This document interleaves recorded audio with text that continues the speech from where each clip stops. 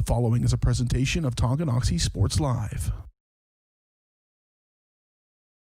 It's time for the Chieftains on your new home for Tonganoxie High School athletics, Tonganoxie Sports Live. Tonganoxie Sports Live is presented by Kansas Insurance, locally owned and operated. Learn more at kansasins.com.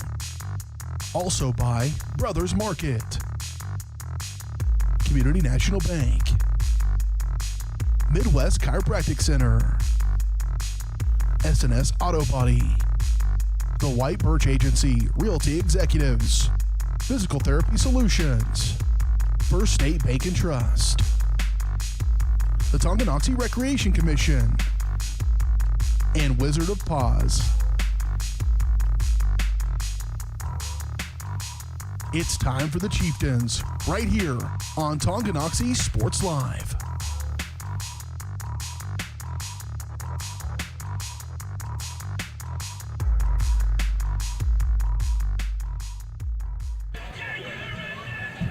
Good evening and welcome to Basehor, Kansas. I'm John Roskopf. I'm here with Dylan Funk, and we're bringing you the first broadcast of the season on Tonganoxie Sports Live. Tonganoxie Sports Live is presented by Kansas Insurance. At Kansas Insurance, you'll find personalized coverage designed for you. As an agency, they believe in taking time to issue personal care and attention to each individual client. To see how Kansas Insurance can help you protect what matters most, call 913-369-6600. And the pregame show tonight is brought to you by White Birch Properties, the Realty Executives. At White Birch Properties, you have a team of agents ready to help you buy or sell that next house. Their team is ready to lead you in success in the real estate game. Visit them at 1203 State Avenue, Suite B in Tonganoxie, or call 913-915-0451. Well, Dylan, it's a gorgeous night out here. The sun's going to be going down. Hopefully it'll get a little bit gorgeous temperatures for playing football.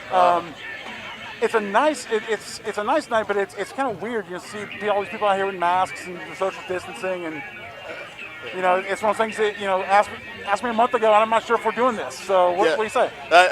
John, this is just kind of the COVID era that we're in right now, and this is how sports are going to look until the inevitable future. So crowds out here, everything's social distance. Bleachers are marked half off.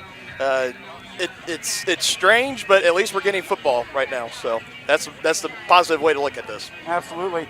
Well, like I said, we're happy to be here. Happy to be bringing you football tonight. Like I said, it's attendance has been capped. Like I said, Dylan said about half the bleachers are marked off. Everybody's in masks. It looks like folks are doing a great job. If it weren't for the mask and everything, it'd feel like any other Friday night. But anyway, so we got about 23 minutes till game time. We'll be back with a look at last season and some previews right after this break. You're watching Tonganoxie Sports Live. To be successful on the field or the court, you need a quality team. To be successful in the real estate game, you need the team at White Birch Properties Realty Executives in Tonganoxie. Amanda, Brianna, and Joanna make up this team of like-minded individuals with the goal of making the home buying and selling process enjoyable and stress-free. The team at White Birch Properties is in it to win it. Stop by and put together your game plan at 1203 State Avenue, Suite B in Tonganoxie, or call 913-417-1007. At Kansas Insurance, we know one size doesn't fit all. In fact, our whole mindset is based on customized policies for you and your families. We're local, and we do what we do because we care about you. Think of us as brokers for your insurance needs. Working with Kansas Insurance gets you the award-winning service and attention to detail that only an independent agency can provide. All across Kansas, we're here to help you manage and plan for all types of risk. Contact a local agent today. Kansas Insurance. Local, independent, serving you.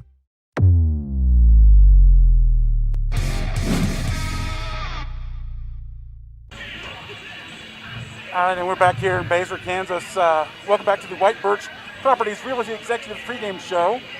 About 22 minutes till kickoff. Going to kind of take a look back at last year's performance for each team. First, we'll take a quick look at the home team, Basehor Bobcats. Had a decent season last year, went 5-4. They graduate a couple guys, lost 4 starters on the offensive line. One of the things they're going to have to worry about is replacing an excellent quarterback. Last year they did finished 3-2 in the United Kansas League. Averaged 35 points a game, gave up about 30. So you're not horrible. They've had decent results throughout the regular season. But then obviously they started off with a big loss at the beginning of the year to Tonganoxie, 49-28, and then ended the season with another shootout against Piper. They dropped the 56-47 result. Like I said, they lost one of their the best passers in the state, Chase Torkelson, averaged 235 yards a game. They do bring back a couple of all-conference folks, Ethan Huber and as a wide receiver, and strong safety Adam Peterson. One of the linebackers, Aiden Ingram, is also second-team all-conference. Obviously, Dylan, you were a Tonganoxie grad, so you know a little bit about the rivalry. Yes, I do. So, tell me about what is it? What's kind of special about playing the rivalry in the first game of the season? Oh, John, let me tell you, it gets the juices flowing. There is nothing better. You get the jitters. That first game of the year, you kind of get those pregame jitters when you're sitting there. But when you realize you're coming 10 miles down the road, to play your crosstown rival, it just gets you even more pumped and more anxious to get out there and just hit the snot out of somebody in the opposing colors. So, Tongi and Base they just hate each other. It's as simple as it gets. They hate each other, and they've one team has won one year, the next team, the other team's won the next year. They just kind of go back and forth. Yep. I'm expecting a very great contest tonight. Awesome.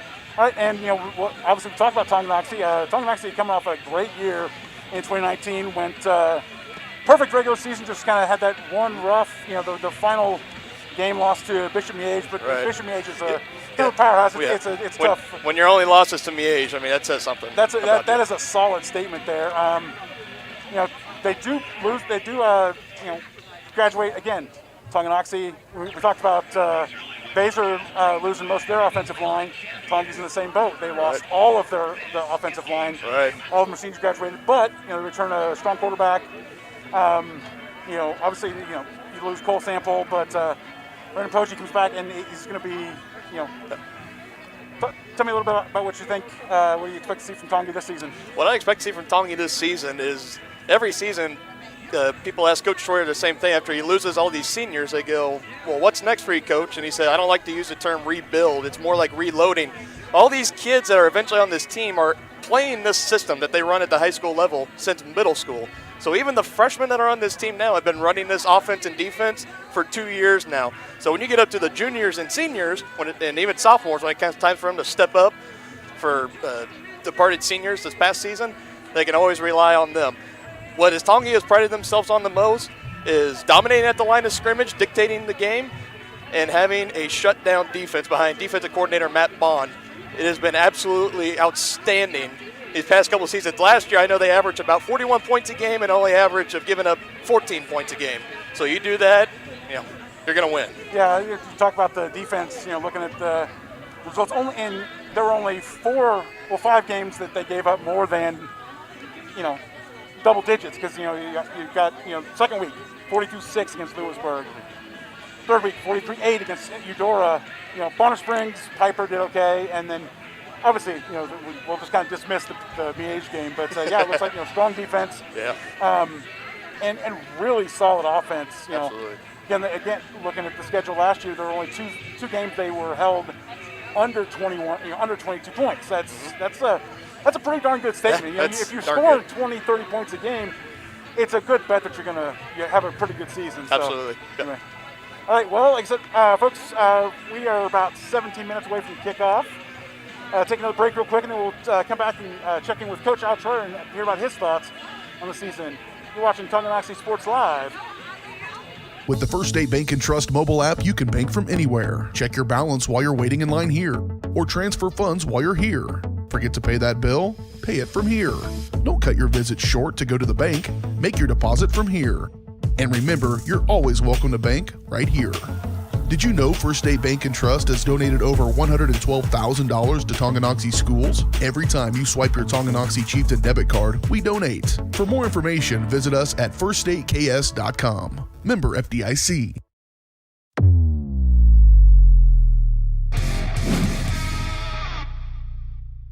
Wizard of Paws, located in charming downtown Tonganoxie, offers personalized pet grooming with an attention to detail. At Wizard of Paws, your pet becomes family. Wizard of Paws, located in charming downtown Tonganoxie, offers personalized pet grooming with an attention to detail. At Wizard of Paws, your pet becomes family and will be in a clean, stress-free, relaxing environment. With appointments throughout the day, Wizard of Paws gives your pet a one-on-one grooming experience, ensuring they return to you quickly and looking fabulous. Call Wizard of Paws at 913-416-0255 or bring your pet in for a free estimate at 612 East 4th Street in Tonganoxie. Learn more at wizardofpawsgrooming.com.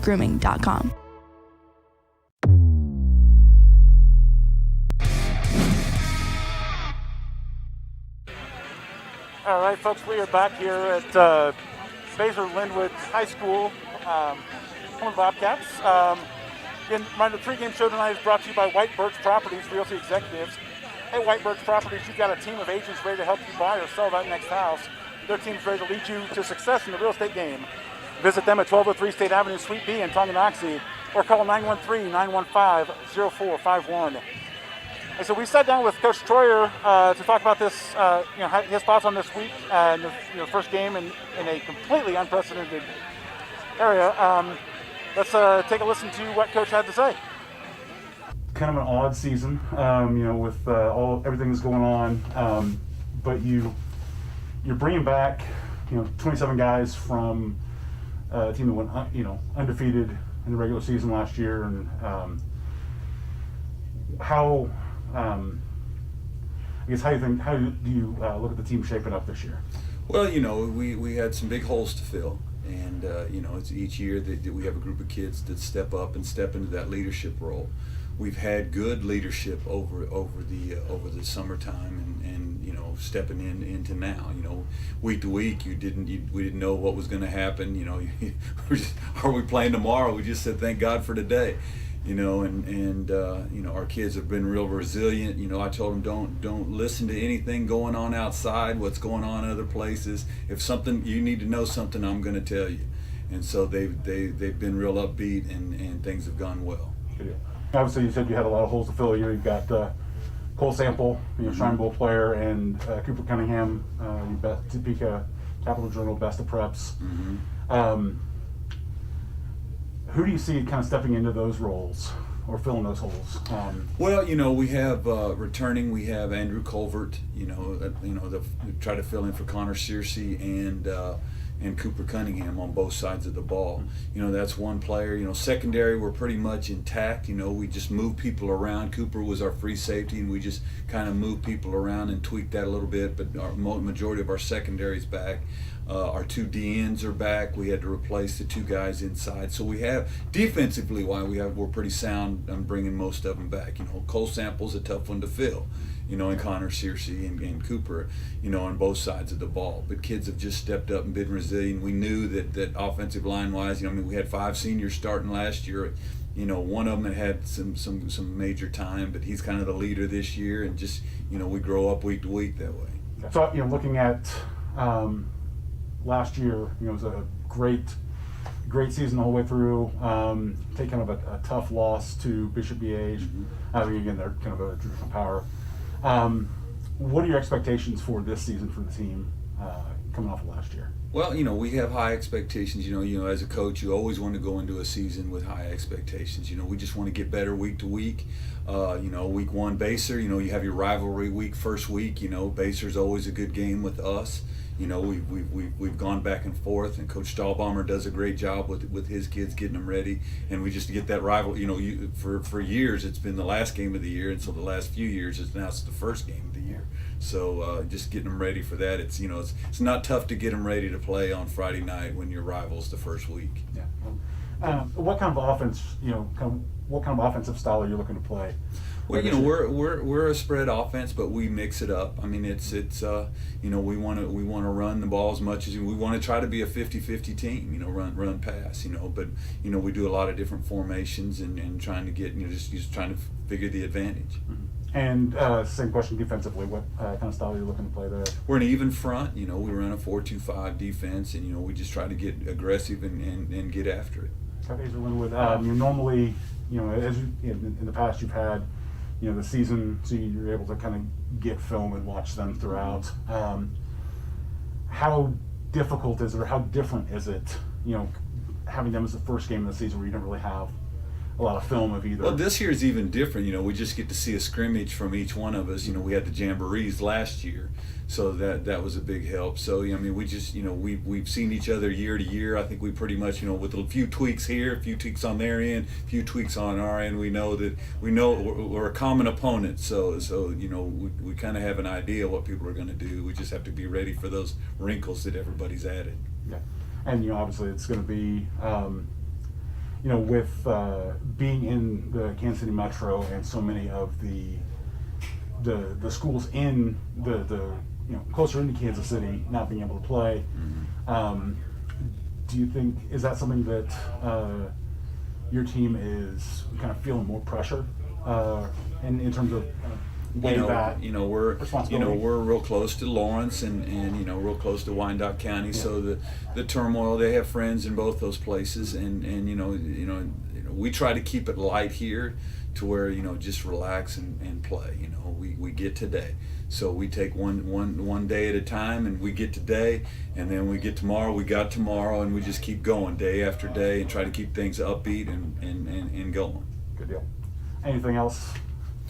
No, I mean, it's this is a fun group. We do have some senior leaders here, and a quarterback coming back. We have some receivers coming back. Some an all-state D end and receiver coming back. So we're excited to see what they can do. And Friday night's going to be an exciting atmosphere. Awesome. May not be as many in the crowd in the stands, but it's still going to be exciting on the field.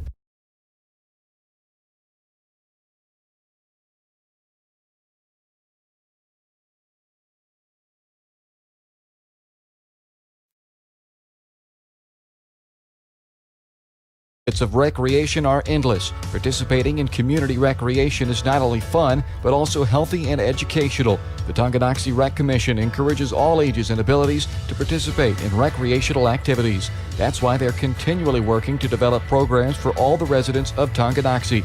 To see the latest sports and program offerings and to get signed up, visit them at tongirec.org or call 913-845-3502. Community-minded, community-strong. That's what you get with Community National Bank in Tonganoxie. A small-town feel with the best banking services, including great options on loans, checking and saving accounts, CDs, safety deposit boxes, and more. At Community National Bank, people don't care how much we know until they know how much we care. To learn more, check us out on Facebook at Community National Bank KS or visit communitynationalbank.net. Go Chieftains!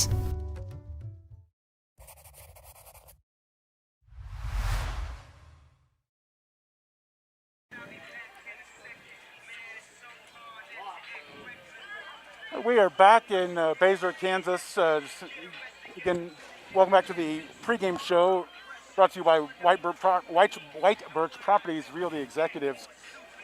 Dylan, again, this is kind of normally this time we talk about matchups, but I kind of want to come back to just how different this scenario is, because you look at the stadium being a rivalry game. This should be packed, filled, but it's just still it's empty, but it doesn't. It really feels solid. I mean, you can still feel the energy in here. People happy to be here. So absolutely, yeah. Stadium can be half full or it could be filled up to the brim. But no matter what, a rivalry game is a rivalry game. So that tension, that hatred, it's going to be brought no matter what. And I expect both of these teams to bring it tonight and take it out on the gridiron. Yeah. Folks, we will step away here for just a second. As so we're about 7 minutes away from kickoff. Tonight's kind of a special event. We've got 3 broadcast crews going on here. We've got ourselves, we've got Basehor filming up on the roof, and then we've got the Midco Sports Network that is also broadcasting this game live back to Lawrence. We're glad that you guys joined us here on Tonganoxie Sports Live, presented by Kansas Insurance. Midwest Chiropractic offers a friendly and caring environment with the most comprehensive care for your chiropractic, rehabilitative, and fitness needs. Dr. Robert Shook and Dr. Daniel Haug at Midwest Chiropractic Center care about your health, and their approach to care proves it. To schedule your appointment, call 913-369-0022 or visit them at mwchiropractic.com. Shop local and save at Brothers Market in Tonganoxie, where we treat you like family. Brothers Market has great everyday deals throughout the store. Enjoy fresh cut steaks from the meat department, the freshest fruits and vegetables from the produce aisle, and savor the flavors from the bakery. Check out their weekly ad to get the best deals on what you need. From apples to aspirin, Cool Whip to cool crisp lettuce. Brothers Market, open daily. Learn more at shopbrothersmarket.com.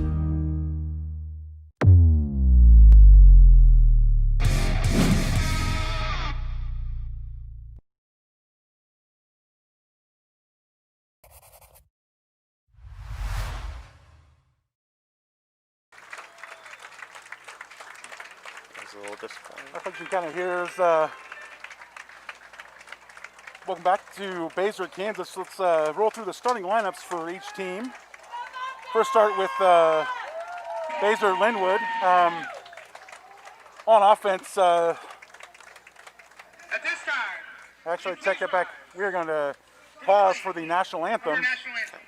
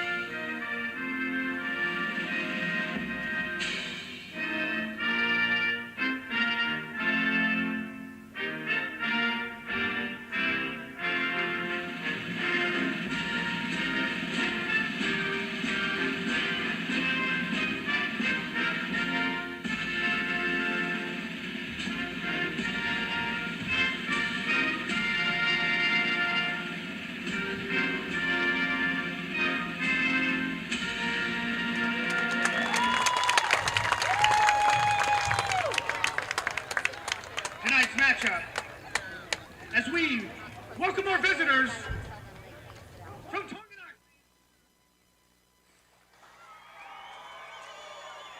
So we will walk through the starting lineup real quick for both squads. First for Basehor-Linwood on offense, left tackle number 70 Levi Cooley, left guard number 67 Manny Vasquez, center number 62 Sawyer Delana, right guard number 75 Zane Kincaid, right tackle number 52 Tony Brown, tight end is number 19 Ethan Huber.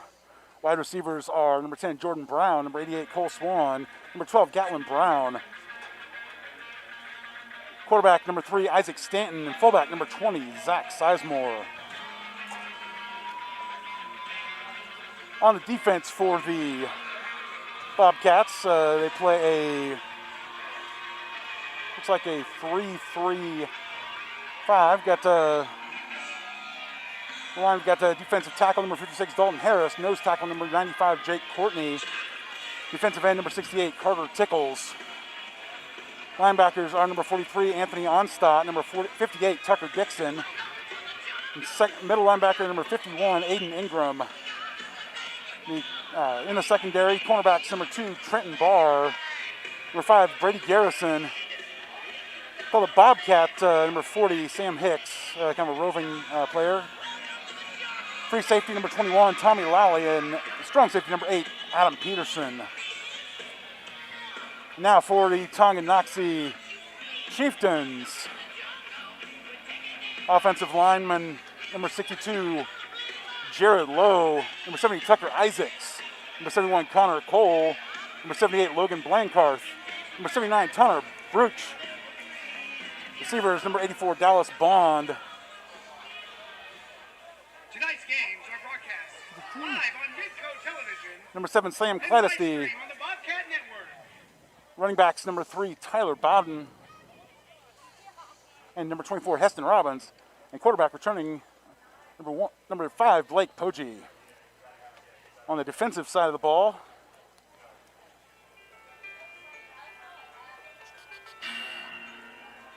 defensive playing both sides. Tucker Isaacs, defensive end. Come on. Number 62, Jared Lowe.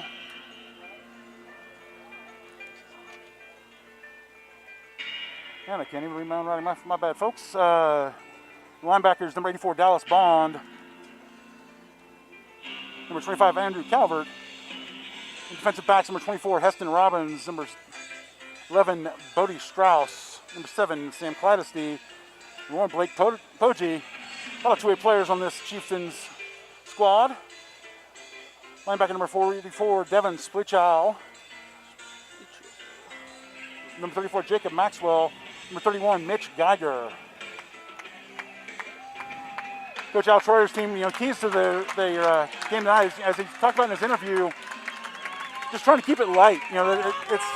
Teams are coming in, guys are coming in with a fair amount of pressure. They've got a lot of friends that are not playing because of the coronavirus the pandemic that we're all going through, and we're ready to go here at Basehor Stadium. Tyler Bowden had the kickoff for the Chieftains. Sam Cladesty. Kicking for Basehor-Linwood. Colin Riddell.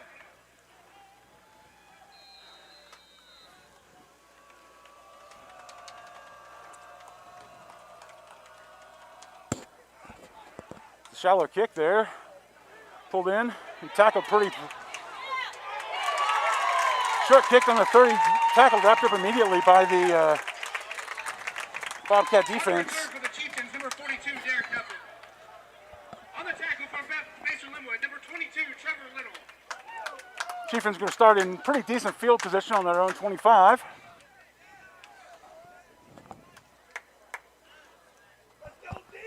See what the Chieftains have to offer here. Tonganoxie will take over at the 25-yard line.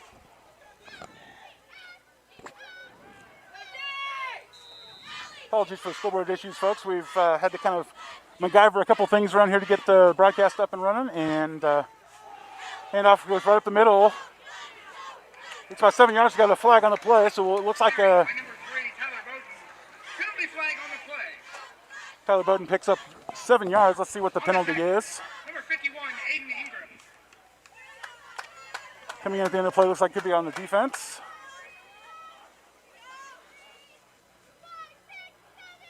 Yep, face mask on the defense.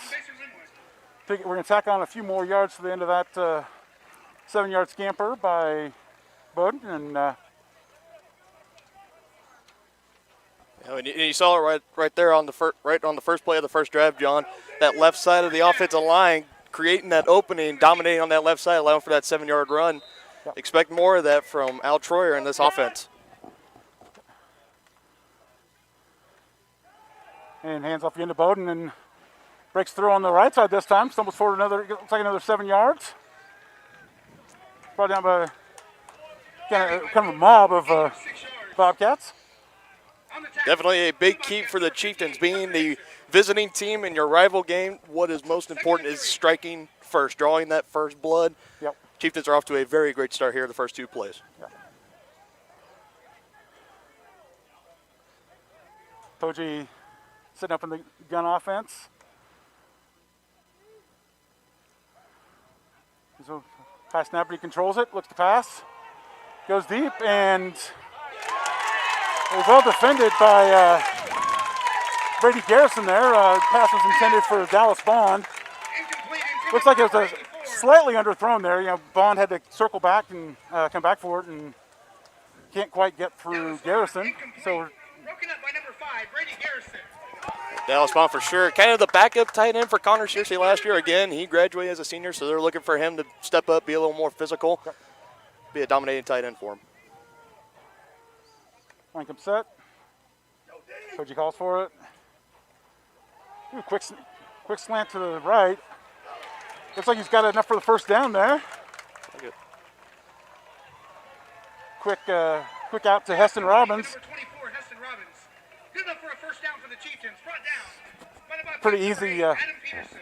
Chieftains are kind of marching right down the field, making, First and 10 for Tonganoxie. the Bobcat defense really hasn't had an answer for him yet. I mean, it's Absolutely. the only time that the Chieftains haven't advanced is the one slightly underthrown pass.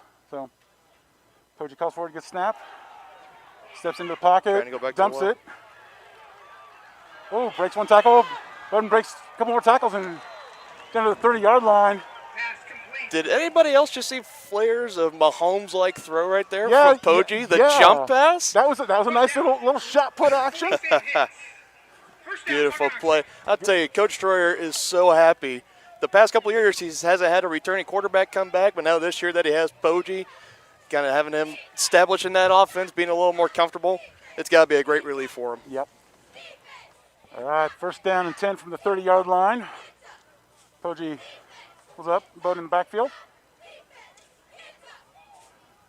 Bobcats hint blitz, handoff.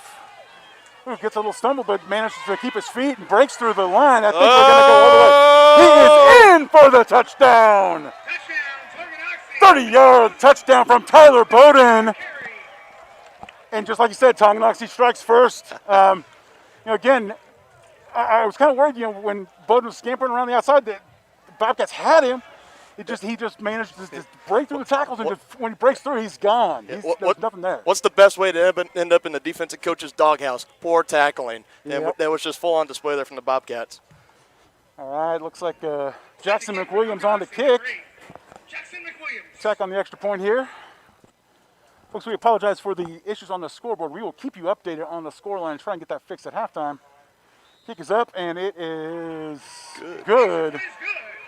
Your score, Tonganoxie Basehor-Linwood, 0. knocking it in pretty quick and easy. They really didn't have a lot of problems on that first drive. Just rock and roll right down the field and strike first. And that's exactly how you draw it up coming into any football game. You want to get the ball first, go down the field, score, and now coming up here on defense, they try to get that quick 3 and out if they can, and get the ball back into that offense and do some more damage. Yep. Let's see. Obviously, the first kick for Basehor-Linwood was definitely not a boomer deep. Let's see if McWilliams has a better answer for that for Tonganoxie.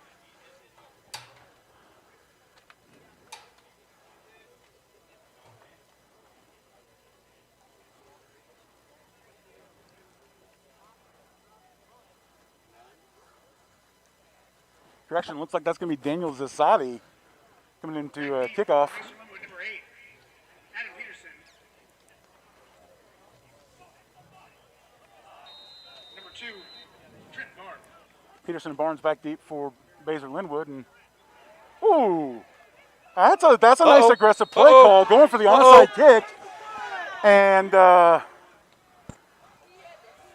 some shots here from the crowd saying it didn't go far enough, but Kickoff.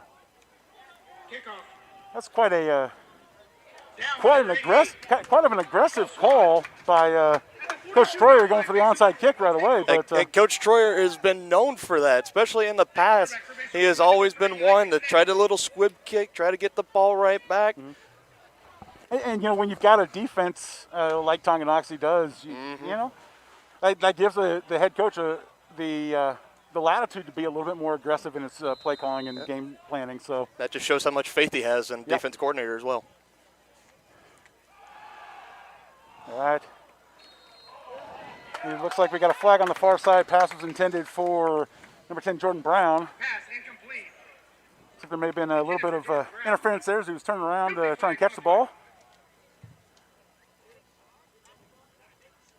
Apologies, folks, for having a bit of a trouble seeing the numbers because it's, as you can see on the broadcast camera, the sun is directly in It's our like a eyes. defensive penalty there. On the defense. Pass interference. Yeah, again, Pass was kind of underthrown, but definitely catchable without the interference. So mark the distance off. Basehor has the ball in their 42. Bobcats will take over from the 42-yard line. First down.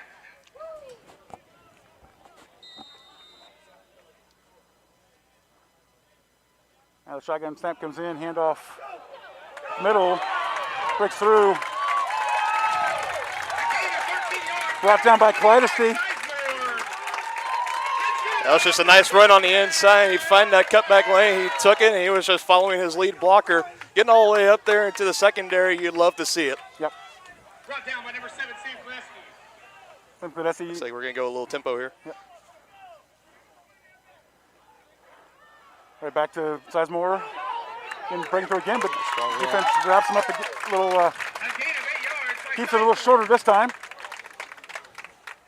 So Tonganoxie came out a little physical at first, so Basehor said, all right, here we go. We're going to run a little smash mouth football, back-to-back strong runs by Sizemore. Nothing wrong with starting the year with a shootout. So, and again, getting to Sizemore. This time wrapped up right about the line of scrimmage by Trevor McGraw. Still good enough for a first down, though.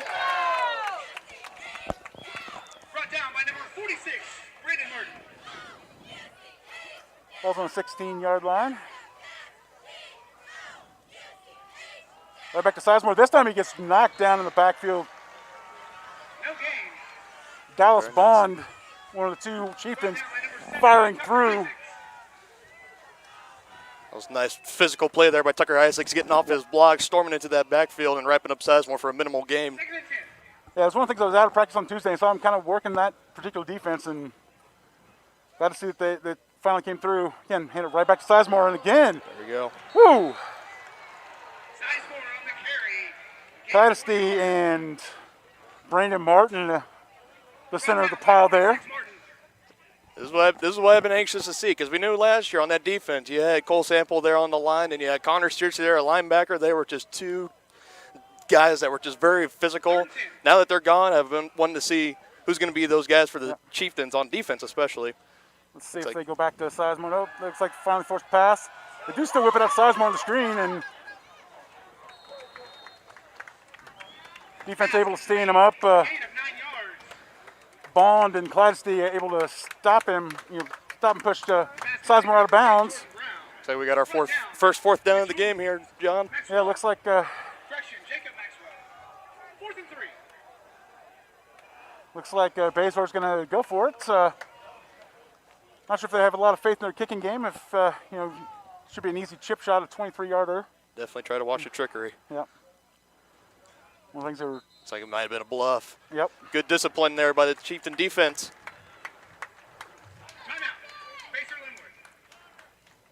Timeout, and we're going to go ahead and take that with them real quick. You're watching Tonganoxie Sports Live, presented by Kansas Insurance. Kansas Insurance, we know one size doesn't fit all. In fact, our whole mindset is based on customized policies for you and your families. We're local, and we do what we do because we care about you. Think of us as brokers for your insurance needs. Working with Kansas Insurance gets you the award-winning service and attention to detail that only an independent agency can provide. All across Kansas, we're here to help you manage and plan for all types of risk. Contact a local agent today. Kansas Insurance, local, independent, serving you. With the First State Bank and Trust mobile app, you can bank from anywhere. Check your balance while you're waiting in line here, or transfer funds while you're here. Forget to pay that bill? Pay it from here. Don't cut your visit short to go to the bank. Make your deposit from here. And remember, you're always welcome to bank right here. Did you know First State Bank and Trust? We're back live, 4th and 3 on the 9-yard line. Basehor's pretty much ridden Zach Sizemore. We'll see if they're going to go back to him again. Motion in the backfield. Steps back to pass and nothing doing. Secondary had great coverage, and defense was able to hold the textbook defensive stand there by a Coach Bond defense at secondary, just smothering the receivers. Quarterback didn't have enough time to try to scramble around in the pocket, but them big nasties up front just got to him. Yep. All right, and the Chieftains take over on the 14. was a great stop there. Now let's see what the Chieftain offense can come back with. Bowden motions out. Snap him back Poggi. Comes up, looks to throw. Nice grab.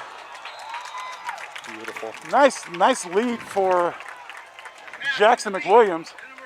Or correction, number 8, Bodie Strauss. That was just a perfectly placed throw. You put it right where, makes Strauss reach out a little bit for it, but gets him into that motion and is able to pick up a few yards after the catch. Absolutely. Big gain there. Just kind of that nice little streak route right up the hash. And, yeah, Poggi just kind of stepping up, putting it right in the breadbasket for him. Yep. Beautiful play. 28 yards on that one.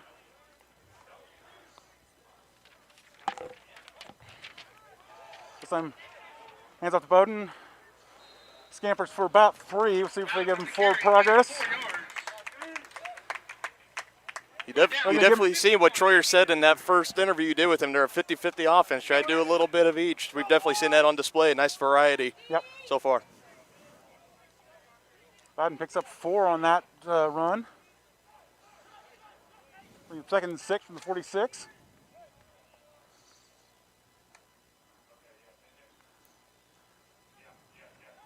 Hands off Bowden again.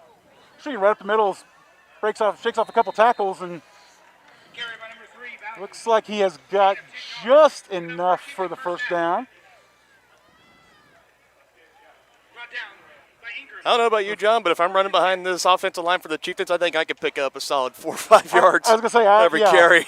Yeah, they're definitely we were worried about the Chieftains line after losing all 5 seniors last year, but they're not much of a drop off. They're knocking people out of the way, and of course, as soon as we say that, they do let Daring Sleek kind of sneak through and tripped up Bowden, but he's still picked up a couple yards on the play. On the second 8 on the 45-yard line. Play call comes in, and Bowden and Poggi talking in the backfield. Poggi calls for the snap. Steps up to the pocket to pass. Got him. Another touchdown. Wow. Poggi to Bond. 45-yard pass. Again, Poggi just knows right where to lead him. And that's gorgeous. That's textbook throw right there. Dallas Bond again. Like we said, who's going to step up, be that player? Obviously, Dallas Bond making that statement so far here early for the Chieftains on offense.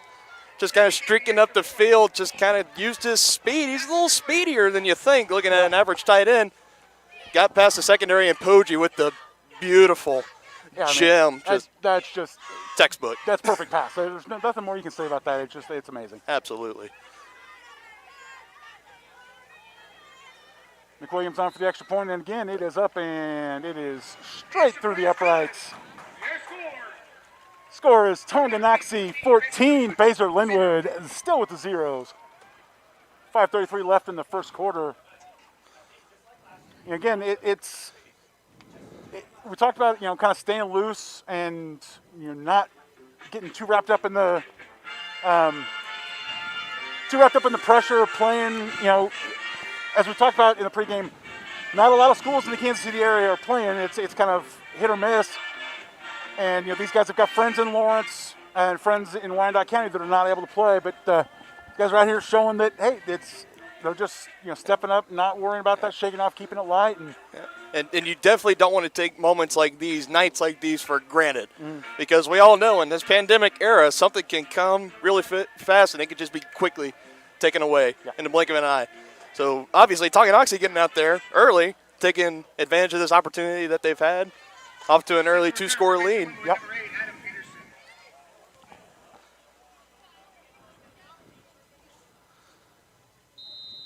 And Society back to another chip shot, and this time the Chieftains come down with it. Uh-oh. Looks like the Chieftains have recovered it on the 45.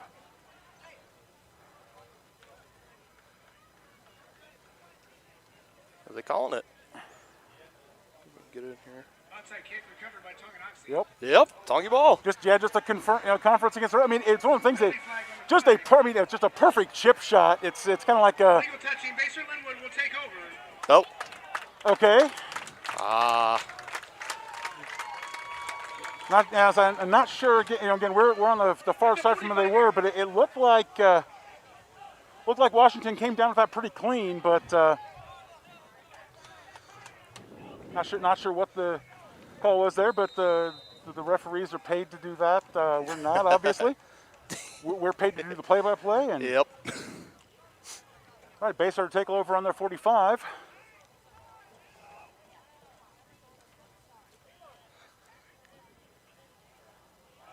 Low snap's able to recover. Pass complete from Isaac Stanton completes the pass to Jordan Brown. A gain of 10 yards. That's good enough for another Bobcat. Just barely put, it was right there. Chieftains had the coverage. We were able to kind of put him. Maxwell able to push him out of bounds right there at the Basehor 45.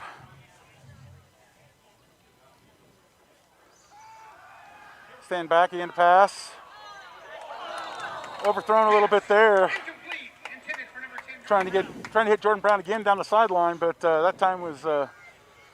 You talk about the perfectly placed pass from Poggi down, just a little bit overcooked. And again, it also kind of plays into the experience they've had Poggi all of last year to kind of work in this offense. Isaac for the Bobcats, though, since he was a transfer student that came in halfway through last year, sat behind Chase Torkelson, who made some accolades himself last year. So this is really kind of the first time Isaac has been able to get out there and kind of show what he's been able to do on a varsity level, along with his teammates. Nice little handoff there, trying to get back to Sizemore. Chieftains stripping it as Sizemore's coming through, but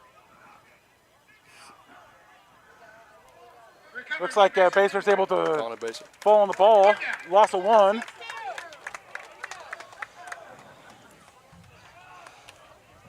Well, we got a third and long here. Bryson Thomas able to come back and recover that.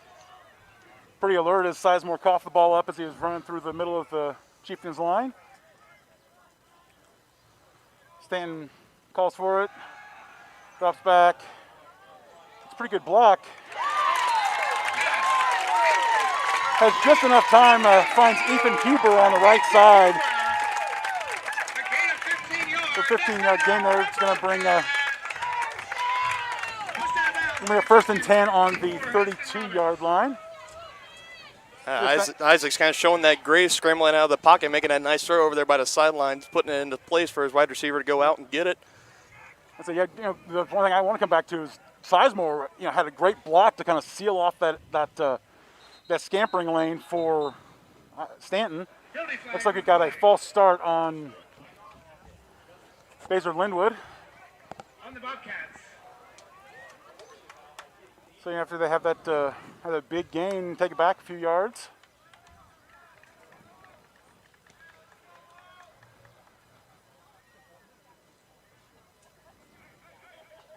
Takes them back. He's a first and 15 from the 37-yard line.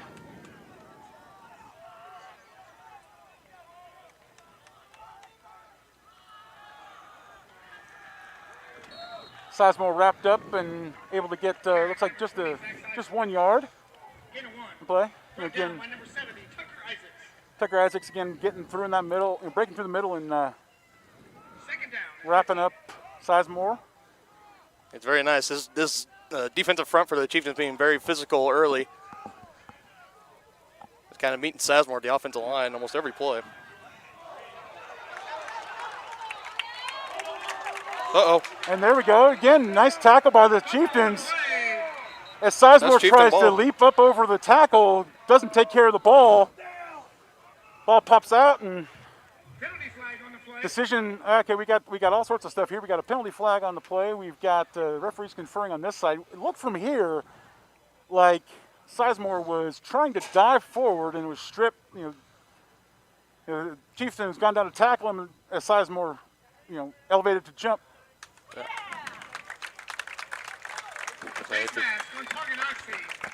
And all that for naught is the Chieftains are whistled for a face mask. Those are just the undisciplined plays that will just drive any coach crazy on a team. You create a turnover on the play, you recover it, but it all just gets taken away by a undisciplined penalty. Yeah. Okay, I'm not necessarily sure where.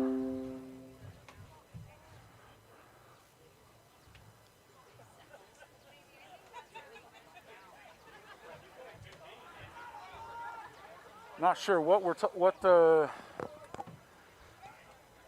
where face mask is a 15-yard from the spot. Looks like it was based on where they're putting the ball. Looks like it was face mask in the backfield, which is kind of that's not something you see a lot of. No. First and 10 for the Bobcats on the 19-yard line. 4 minutes left in the first quarter.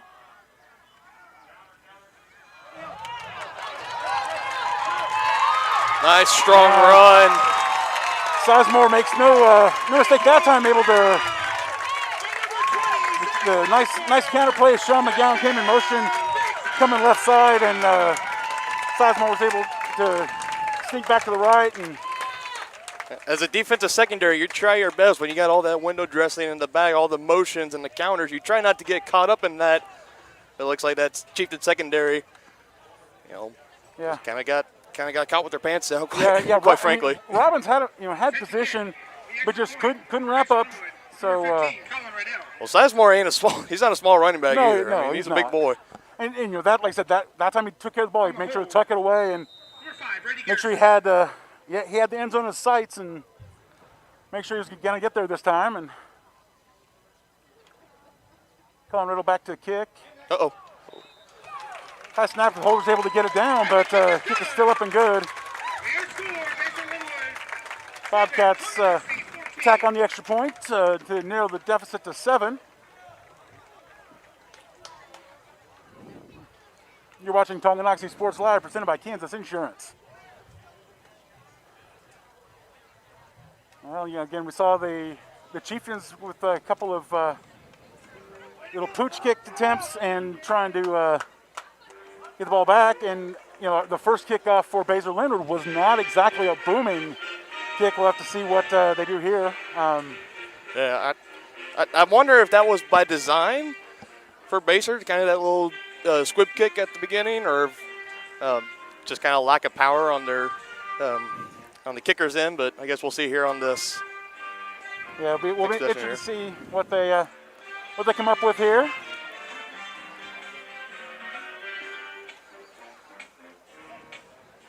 We definitely know on that Basehor sideline when they were down by 2 scores. Now the offense has gone out. They finally put some numbers on the board. It's now just a 1-score game, so let's see if this Basehor team can kind of loosen up, try to force a 3-and-out here on the Chieftains.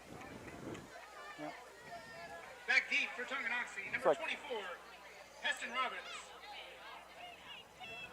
It's like Number 3, Tyler Bowden. It's like Tyler Bowden and Jacob Maxwell are back on return duty for the Chieftains.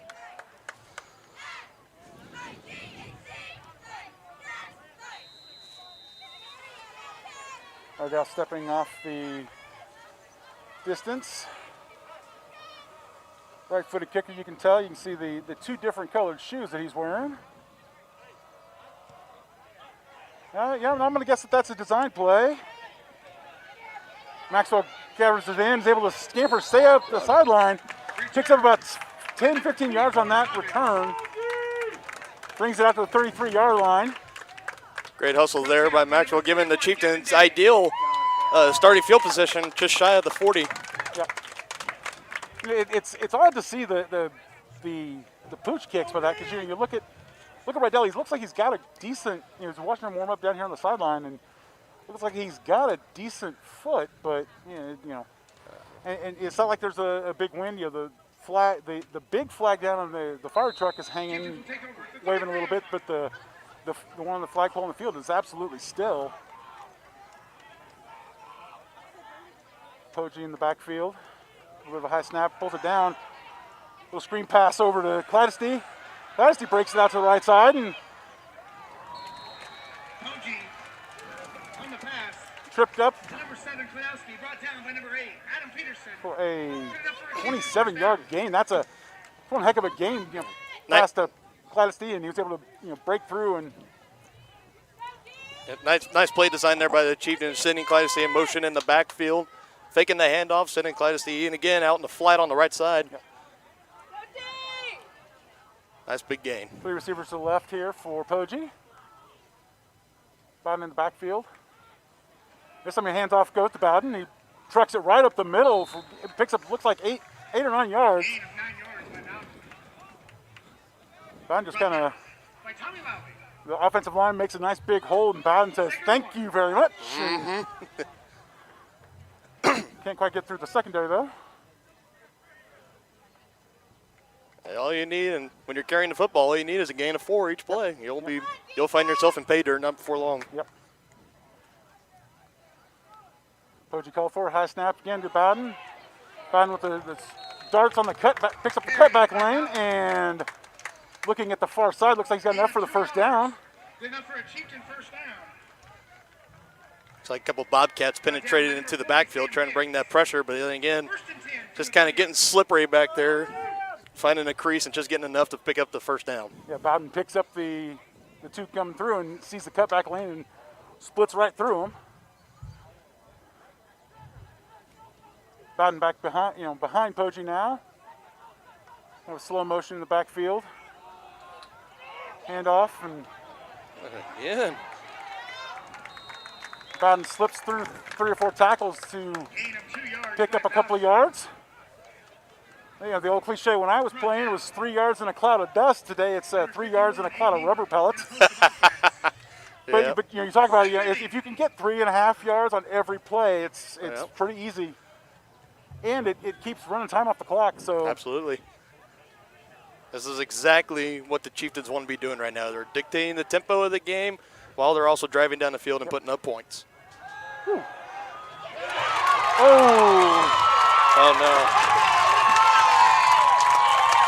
Poggi making the argument that he was going for a pass, but it looks like his arguments are going to go on deaf ears as he is wrapped up and chopped up the football. Finally, Baser getting somebody back there during the play action, coming in from the blind side of Poggi. Right as he was winding up to throw it, just getting hit from behind. Yep. There's not much you can do about that. I mean, once the ball's out, it's difficult. But it's really hard to make that argument with the unless you're Patrick Mahomes, it's really hard to make that argument when the ball's at your waist. yeah, But so Baser recovers and Tonganoxie comes in with the defense looking to make a stop. Low snaps, able to come up with it, and how about it? it looks like we got. Now that's going to be another question. Oh, they're calling it incomplete. Yeah, yep. That was one of those things. Stanton had a little bit more of the motion to get it loose, but it was right there. That was a pretty bang play from up here. Yes, it was there. Fumble recovery number 68. Oh. Carter Pickles. Oh. 2nd and 10.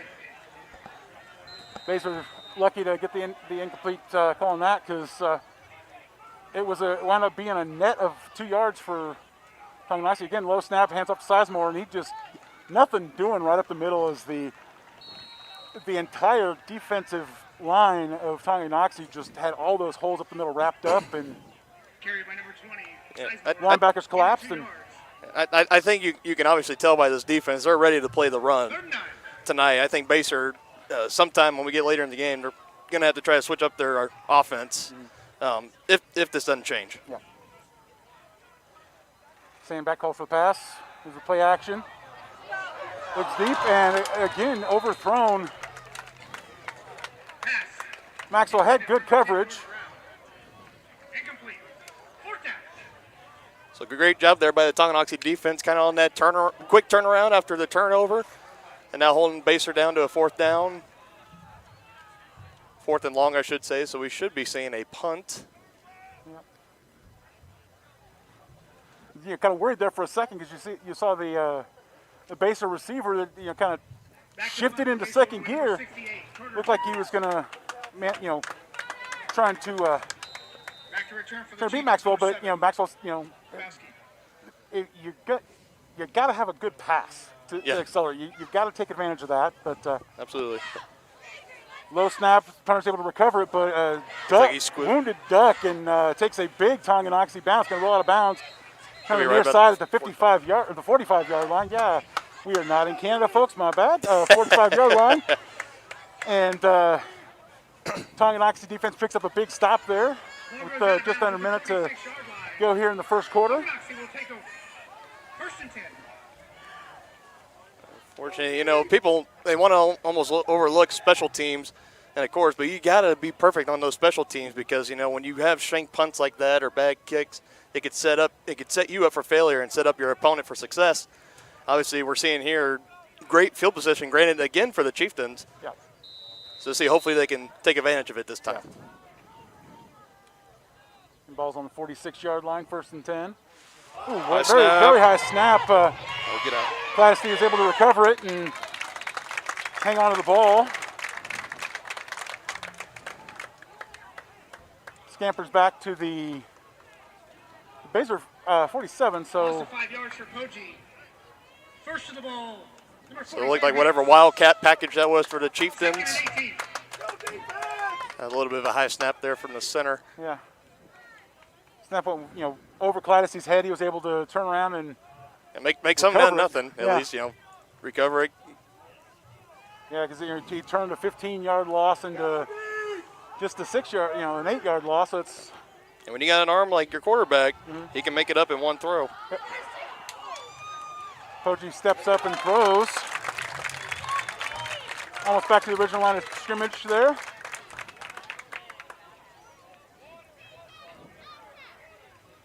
Let's see if they get another play in before the quarter ends. Gain of 6 yards to Bodie Strauss. I don't think we're going to have time to get that one off as we come in here to the end of the first quarter.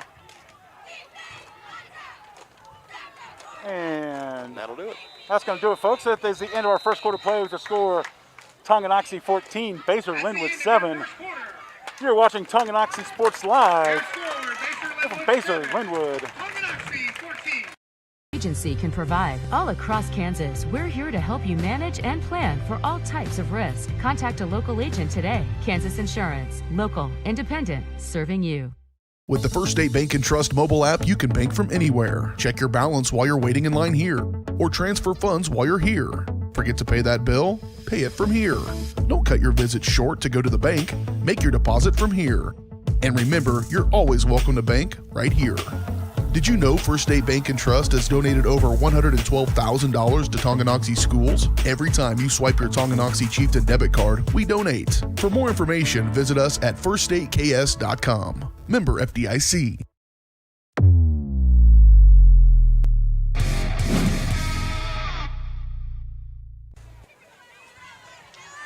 And we're back in Basehor, Kansas. Week 1 matchup between Tonganoxie and Basehor-Linwood High School. Traditional rivalry game. Tonganoxie taking it to the Bobcats.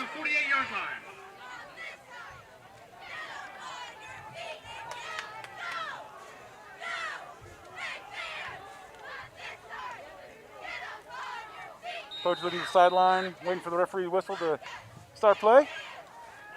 Snap right to Poggi. Poggi steps up in the pocket, heaves it deep. Little overthrown. Pass intended for Heston Robinson. Intended for number 24, Robbins. That was, even if it was on the money, that was going to be a hard catch for Robbins to make, as he was covered by two Bobcats.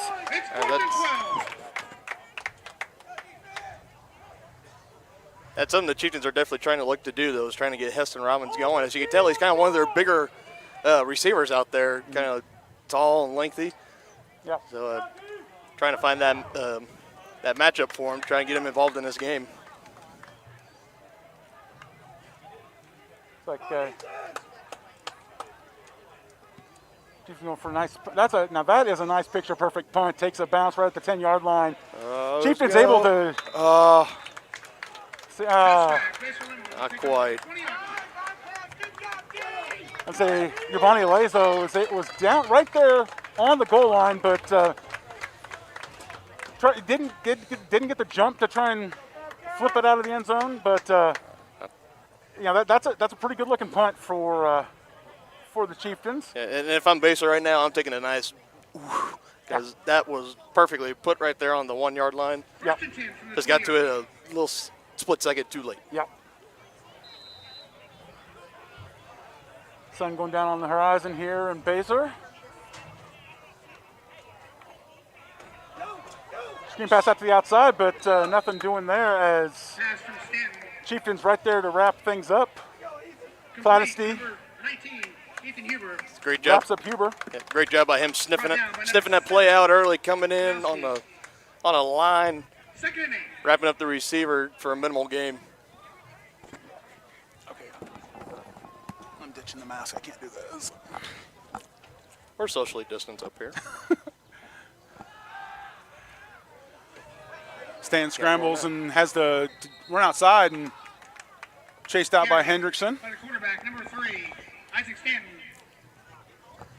Stanton able to pick up a couple of yards. 25, Andrew Colbert. So a little quick observation here on Stan. As we can tell, he's not afraid to stand in the pocket and throw the ball. He might not have connected on that big play yet, but we'll see it later. But he's also not afraid to roll out of the pocket either and try to make a play on his own. Kind of bringing another dimension to that Bobcat offense. Yeah. We got a whistle here. Looks like we got another false start on Basehor. False start on the offense. Yeah, turn a nice 3rd and medium into a 3rd and long. You hate to see that as an offense. You love to see it as a defense, though. But yeah, absolutely. It's one of those things that the Basehor was looking at. They hadn't had perfect plays on the first couple of this drive, but had managed to at least have a convertible 3rd down. But then this is where the discipline kicks in. You got to be a disciplined football team to succeed. And that's exactly it right there. As Dallas Bond able to get around the right side and wrap up Stanton. That's just a great speed rush right off the edge. The tackle had no idea what hit him. As soon as he saw, he just kind of saw this white blur. It's like, ole! And yeah, exactly. Great stand there by the Chieftain defense. Yep. Looks like Bobcats are going to punt. Ooh, another low snap. He gets a better punt away this time, and that one, again, takes another Tonganoxie bounce. This time the Chieftains are going to take over on their 42. Tonganoxie's had pretty good field position to start all of their drives. And absolutely. They've been at least a couple yards within or inside the 50-yard line going into Basehor territory. So they're going to take that every time if you keep giving it to them. And eventually it will come around and bite Basehor-Linwood into the you-know-what if this keeps happening through the game. Yep. It's going to be a, one of the things, the long snapper, it's one of those things, it's such a specialty position. It is so difficult because you've got to have that ball with a perfect spiral on it. And we've seen the first couple for Basehor hit the turf a couple yards in front of the punter. So it's a tough position for sure, but you just got to be so on point with it to succeed. Hand off the middle. Looks like we're going to pick up about 4 yards on that play.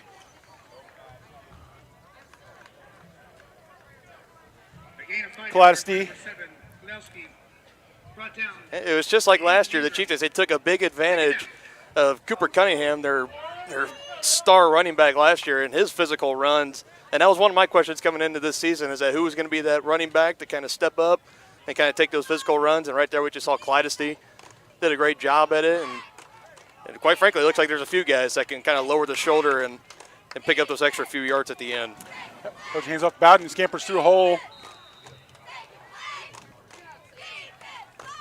Looks like he's going to be spotted just the nose of the ball.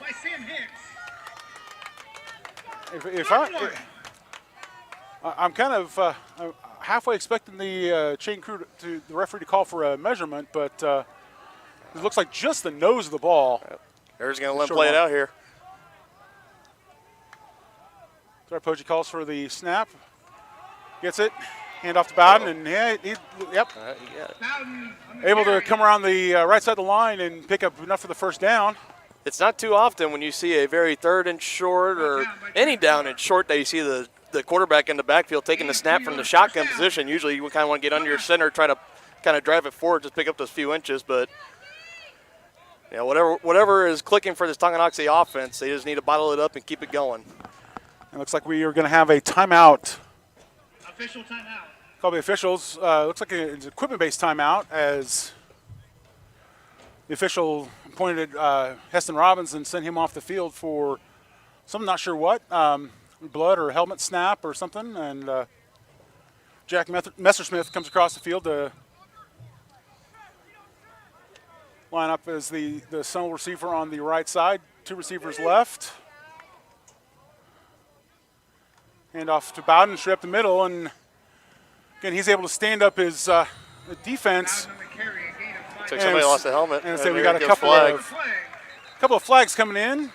I'm not sure if they're related to the helmet flying out of the pile, but as it sits right now, we've got a 4-yard gain. On the tackle, number 95, Drake Courtney. Drake Courtney wraps up Bowden in the middle, and referees are talking in the middle, so we're going to so we got our face mask penalty. Face mask on the Bobcats, and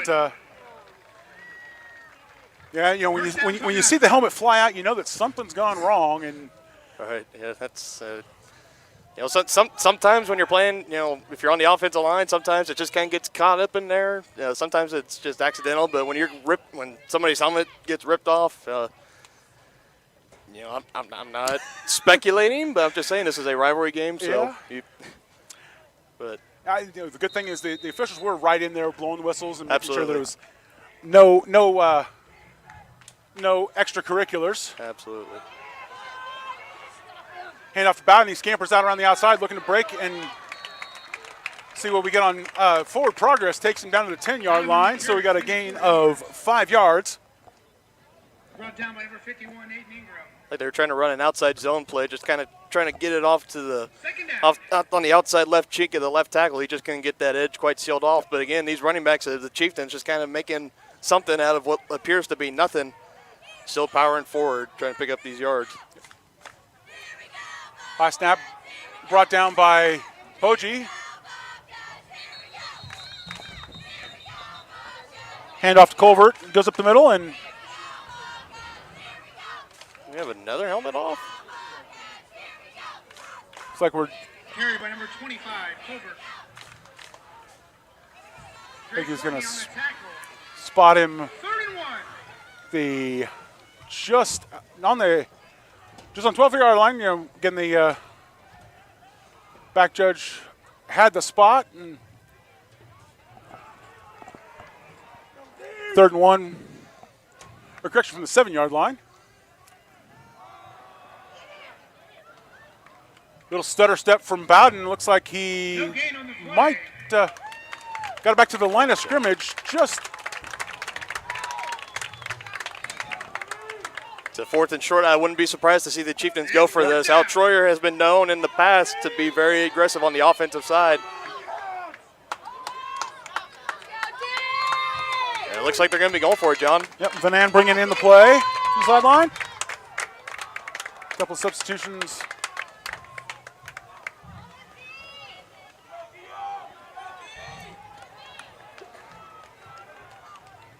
Strauss also checking in. Coming to set up shallow, 2 receivers each side. And 4th and 1 turns into a touchdown for Colvert as Poggi hands it off to him in the C's part. And Chieftains put another 6 points on the board. I'll tell you what, me being a former offensive lineman myself, I got to give credit to the offensive line there. As great of a run as there was made there by Colbert. Yeah, I mean, you're not going to run that in for. That's the thing. Same. I'm a former lineman, and that touchdown goes to the offensive line because absolutely. You know, Culver was able to just kind of trot in there, hardly touched. You get behind those big boys, they'll take you to the promised land. Amen. Nick Williams back. Kick is up and through the uprights. And the kick is good. Your score, Tonganoxie. 6 minutes, 41 seconds left here in the second quarter. Tonganoxie leads 21-7. Again, thank you folks for joining us on Tonganoxie Sports Live, presented by Kansas Insurance. At Kansas Insurance, you'll find personalized coverage designed for you. As an agency, they believe in taking time to issue personal care and attention to each individual client. To see how Kansas Insurance can help you protect what matters most, call 913-369-6600.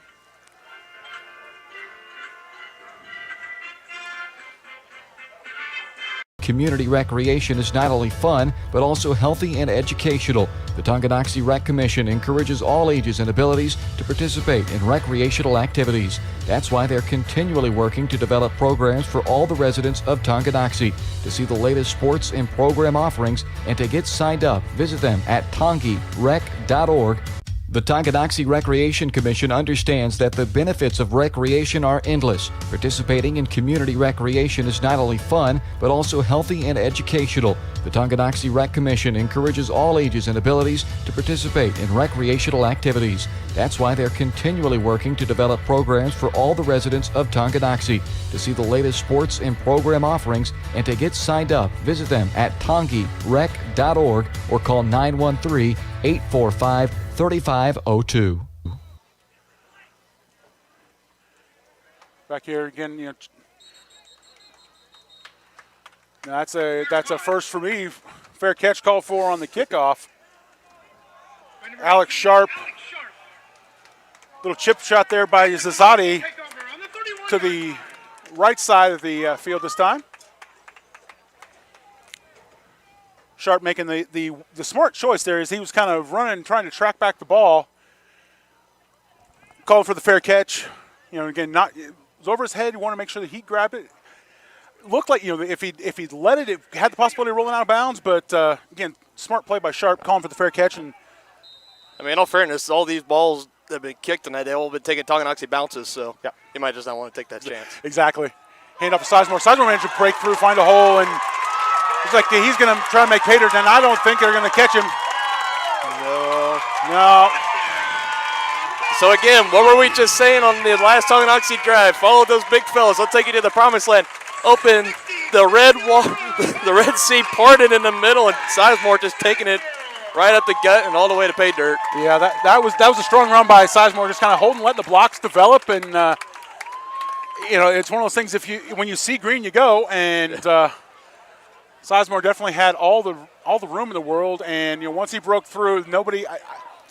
I say it's one of those things that Robbins was given chase, but I just don't think he was going to. I don't think he ever had a shot at catching him. No, it's. Riddell back to kick, trying to add the extra point. Chip shot's up and good. Perfect response there for the Bobcats, just what they were looking for. And say, last year's game between these two squads was a shootout, and we've already got 35 points, and we're just halfway through the second quarter. So buckle up, John. I think we could be in for another shootout tonight against these two rivals. And it's one of those things that. It's difficult, like Coach Troyer talked about in his pregame, this year being so different from any previous where you've got, in previous years you'd have more practice time, you'd have the preseason jamborees where teams would be able to kind of see each other and kind of work out some of their own hiccups, but, now this time they're just going in and having to kind of rely on kind of history and feel, and it's one of those things that you're seeing that because the offenses are clicking and the defenses are kind of a little bit slower to pick up, and that's what we're seeing on scoreboard. So again, like we said in the pregame show, that big advantage that the Chieftains has that all these freshmen and sophomores, these young guys, they've been running this style of offense and defense again ever since they've been playing ball in middle school here. So that also came as a huge advantage for the Chieftains in this type of environment that we're in, with the limited practices and the no jamborees and stuff over the summer, kind of having that nucleus of leaders that can kind of take some of these guys under their wing now and especially show them the ropes. You can't ask for anything better. Yeah. Riddell back to kick again.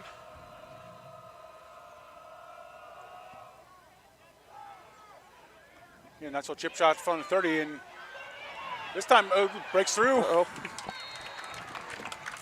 Hauls the ball under 30. He gets about 21 on the return. Chieftains are going to, again, have excellent field position to start this drive. That one was just a great return. You can't say, the ball just had a great bounce. The Tonganoxie bounce to it. That was just a great run up the sideline. Kind of just finding that little sliver of space and getting it past the 50 again. Chieftains could be putting up points here real soon.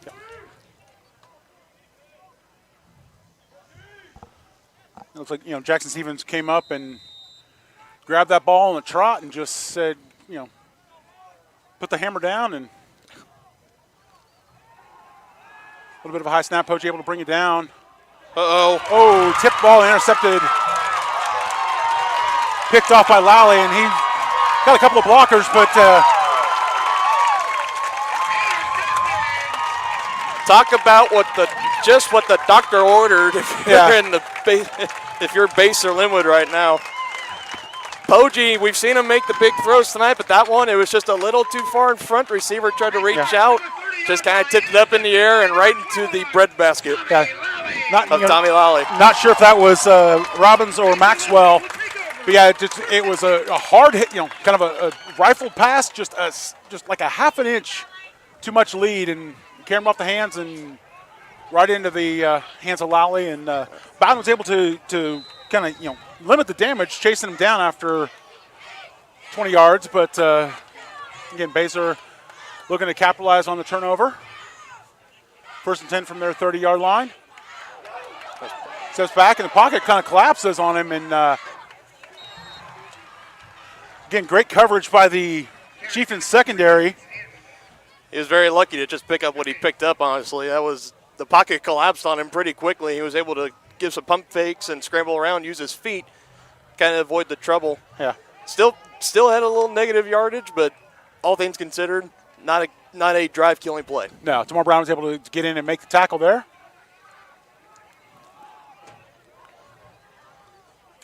Again, low snap, hands off to Sizemore. Brought down, good play fake there. As you see some of the guys, downfield making tackles, but line wraps him up for no gain. Blanchard wraps him up, and Basehor desperately looking to convert here. They'd hate to waste that easy interception and get no points out of it. Yeah. Oh. My goodness. Derek Duffett. And just broke through the middle there and just locked on Stanton, and nothing doing there. Duffett was there to stuff it, man. I'll tell you, that was just a great play there. Great job there on the quick turnaround for the Chieftain defense, showing their poise and discipline, forcing another punt. Basehor's going to have to go for it. Again, they're down by 7 and in good field position. No. And that just kind of. Yeah, that was. Honestly, I can't fault Stanton for throwing it away there, because the pocket collapses. You don't want to take a chance of losing yardage when you're going to already turn over on downs. Just send the ball downfield, make it look like you're not intentionally grounding it, and Yeah, I mean that yard. I mean, it kind of looked like it was just way over the head. I mean, he wasn't even 5 yards within his receiver. It was just way down the field. I think if you're going for it on 4th down in that situation, you got to try to make something out of nothing. But Tonganoxie defense holds strong and wraps it up for Chieftains.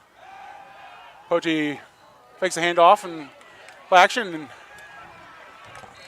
Cladesty able to break off a couple tackles and scamper outside for good for a first down there. Able to pick up 10 yards there. Again, Cladesty had it, on the little screen pass on play action. He was able to catch it, wheel it, and keep on rolling. First hit from the 46-yard line. Again, pass out of the backfield to Bowden. Bowden breaks a couple tackles, takes it across midfield to the 40. Say 14 yards. Again, just another great play calling there by Troyer.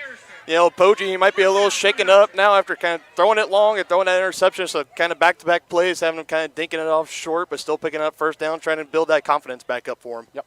Again, a couple just picture perfect passes there. And you can just, like I said, we talked about the interception as a rifle, and these two were just kind of nice little floaters, and yeah, get him settled down, and there we go. Now he's got the bomb, and you got Bond. Bond's able to fight off the coverage and bring it down on the 4-yard line. Way to high point it, big man. Wow. And, again, you talk about giving Poggi a chance to kind of settle down, reset his mojo, and there you go. That's what pays off, because that's, again, with that patch, you got to put a ton of heat on it, ton of loft, and you're putting it right up where your receiver's going to get it, and Bond able to bring it down for a big gain for the Chieftains. About in the backfield, traditional I set in the shotgun. Hand off to Bowden, straight up the middle, and he streaks through again.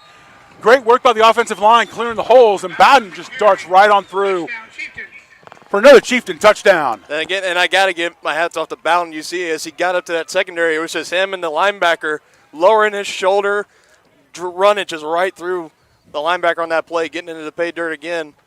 Excellent drive there by Tonganoxie. Bowden's listed as 5'8" on the roster, and, I can think of a lot of other short backs that are good. Barry Sanders, big star out of Wichita North, was not exactly a tall man. No. But again, low center of gravity, dropped his shoulder, and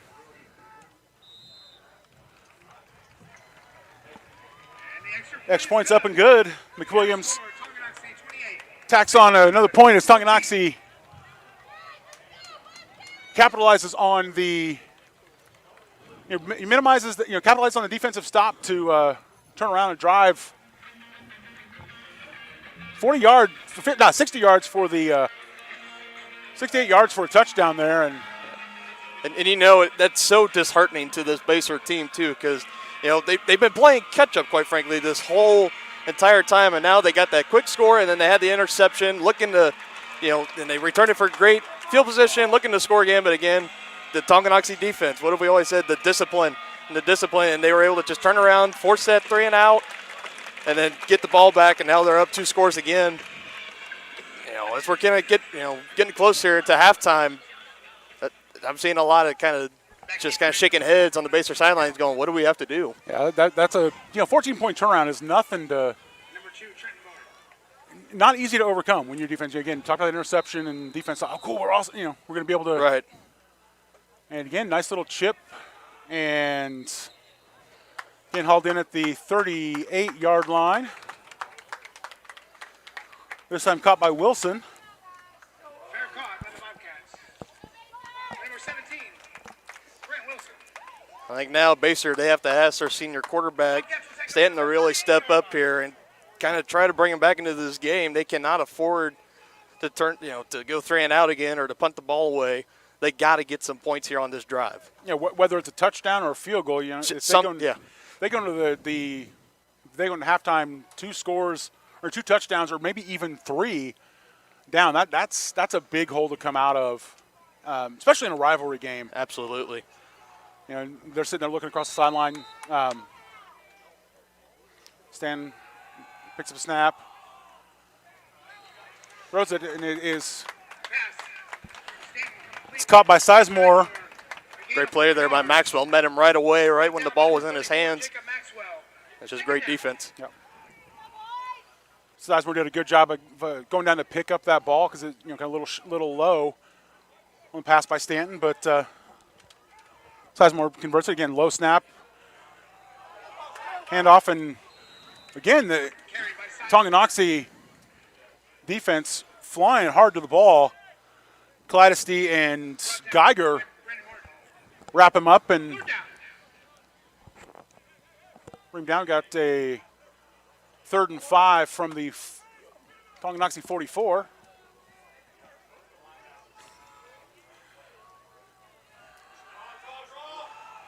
Little draw play to Sizemore. Sizemore's trying to skimp around the outside, and Gets wrestled out of bounds by Brandon Martin, but picks up enough for the first down. I like the play call there. You know, everybody in the building, including me, we all thought it was going to be passed, but drawing up the halfback draw in that situation caught the defense off guard, pick up the first down, and get on the other side of the 50 as we're coming close to 2:30 left here in the second until halftime. Yeah, Stanton as a righty, looking like he's going to pass, but he kind of hangs onto the ball and hands off with his left to Sizemore, and it's kind of and we got a pass interference. Yeah, it's one of the, We talk about how the secondary's been smothering the receivers. That's just a little too much. It's one thing. Garvey was about a half a second too early because, if he's a half a second later on that's great coverage because the ball's in flight. But, when you take down the receiver before the ball's headed to him, make it easy for the referees to throw the flag on that one. Pass interference on Tonganoxie. That'll be good enough for another Bobcat. First down for the Bobcats from the spot of the foul. And set up a 1st and 10 on the 30-yard line. 2:26 left in the first half. Tonganoxie up 28-14. Pass back to Stanton. He scrambles to his right, looking deep. Throw, and looks like we got a flag in the backfield. Looks like we may have a holding penalty on the lineman coming back. Yeah, Dallas Bond, when he was speeding off the edge, he just kind of got tackled from behind by a left tackle. You can't do that, big man. Levi Cooley had his hands around Bond, and it's a great play. It's one of the things as an offensive coordinator you hate to see that because it was a great great play by Stanton to get out to his right, find the open receiver, pick up 20 yards on that, and instead of the 20 yards, they're coming back 10, and so that's a monster. Oh, that's a monster, especially. Oh wow! Yeah, I didn't realize how deep he was in the backfield. He's a good 10 feet behind the line of scrimmage, so 10. That's how fast 10 Bond yards just got from by the him spot. too. That makes it a 30 yards for a first again. down. Little dump pass to Sizemore. Sizemore breaking through, but it almost takes it back to the original line of scrimmage. So all things considered, you can say Sizemore doing the work. Bodie Strauss brings him down a couple yards shy of the original line of scrimmage. Second down and 13, looks like. We can see the flags on the far side. 1:45 left in the quarter and counting. Second 13 from the 33-yard line. Pass comes back to Stanton again, looking to pass. Steps up, pocket kind of collapses on him, and he scrambles out to his right. Great pursuit by the Tonganoxie defense. Looks like Pushed out of bounds by number 25, Culvert pushes him out of bounds and limits him to 2 yards gain, so it's still 3rd and 11. And I know that's one thing. Every time in practice for the Chieftains, whenever they're practicing in defense, one of the drills they run every single day of practice is pursuit. They always work on the pursuit angle, so the linemen, they know the right angles to take to catch up with those speedier backs and quarterbacks and receivers. Snap back to Stanton again, looks pass. Oh my goodness. Stanton had Nelson dead to rights, and Nelson just dropped it. Nelson was that's a closed his hands too quick and hits off his fingertips, and that's a crusher for sure. I mean, that one hurts. And Nelson was up. He was well covered by the Chieftain defense, but he was up. He had the ball caught and just closed up too soon. And Stan looking to scramble and throws it away. Pass is caught, but not going to be enough for the first down. So Stanton finds Nelson here on the left side, but Tonganoxie is going to take over on the 24-yard line, trying to see where the White Hats spot in the ball. Minute 19 left in the half. So big question is, they've got with a minute left on the clock, you've got enough time. You could theoretically take a knee 3 times to go into the locker room. So that speaking just from experience, that's just not the style of Big T though. So yeah, it's one of those things that you could, but obviously Coach looking for the dagger. Nice little dump underneath. Clydesty able to break off the tackle, pick up the first down, and then some. Clydesty hanging on to the ball, keeping the clock running. Now, one thing for sure on here, you might want to march down the field and try to get some points for the half's over, but you also don't want to be, undisciplined and turn the ball over and give Baser another chance to score. So exactly, be a little careful on those passes there. Yeah, Poggi found Clydesty, and Clydesty did a great job. Before he even thought about going anywhere, he took that ball and had both hands over it like it was a baby. Nice little pass there from the sideline. Very nice. The sideline finds Eaton on the sideline. It's going to stop the clock, too. Yeah. Eaton pushed out of bounds by Garrison. Looks like we got an injury on the field. Official timeout. And Pass complete to number 16, Eaton. so we've got a Basehor-Linwood player down the field. We're going to step away, let the athletic trainers take care of business there. You're watching Tonganoxie Sports Live. Coming to you from Basehor-Linwood High School in Basehor, Kansas. Physical Therapy Clinic, Physical Therapy Solutions will develop a plan of care to help you move, reduce pain, restore function, and prevent disability. Physical Therapy Solutions takes great pride in delivering current, quality-driven treatments. Your physical therapist will work with you to help you understand your body so you will achieve long-term health benefits. To learn more, call Physical Therapy Solutions at 913-417-7400 or visit ptsolutionsks.com. A great collision on the field? Awesome. An awesome collision on the road? Not so great. If that bad play does come your way, take your car to S&S Body Shop in Tonganoxie. S&S has been the area's premier auto collision repair center since 1972, working on all makes and models, glass replacement, bumper repair, fiberglass and plastic, color matching, and more. Plus, they work with all insurance companies. Get your ride back in the game. Learn more at snsautoandbody.com or call 913-369-3193.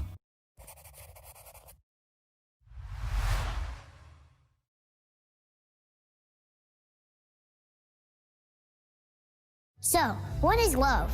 Love is being independent. Love is dancing. At Shriners Hospital for Children, love is a new smile. At Shriners Hospitals for Children, love is caring for a child regardless of the family's ability to pay. Learn how you can send your love to the rescue at lovetotherescue.org.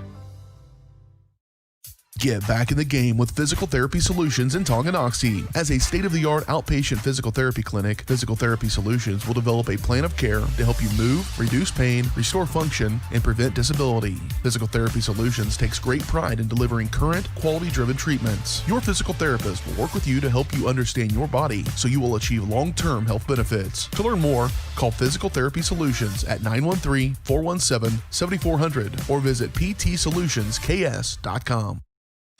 To be successful on the field or the court, you need a quality team. To be successful in the real estate game, you need the team at White Birch Properties Realty Executives in Tonganoxie. Amanda, Brianna, and Joanna make up this team of like-minded individuals with the goal of making the home buying and selling process enjoyable and stress-free. The team at White Birch Properties is in it to win it. Stop by and put together your game plan at 1203 State Avenue, Suite B in Tonganoxie, or call 913-417-1007.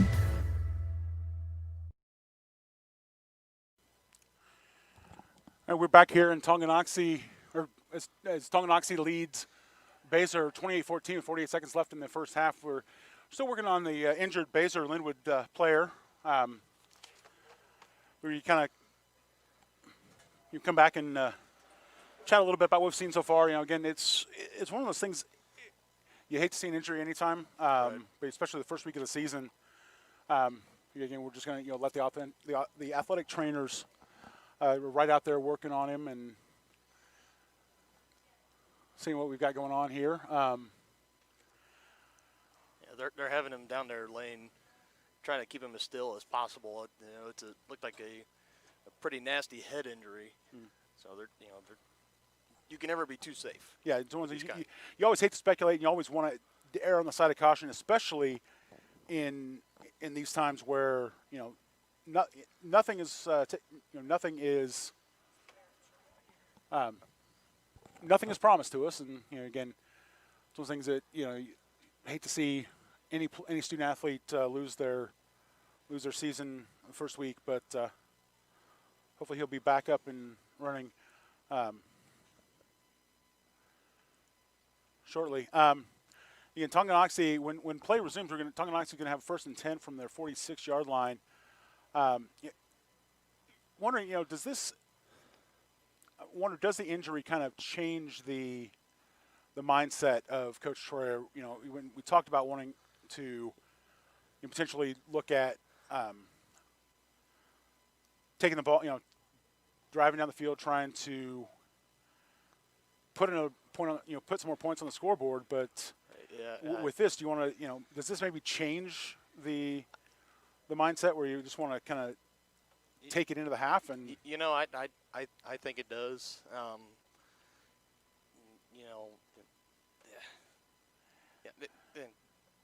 Everybody's shaking up over this. I mean, this isn't looking good. I mean, everybody, the Basehor sidelines down on taking a knee.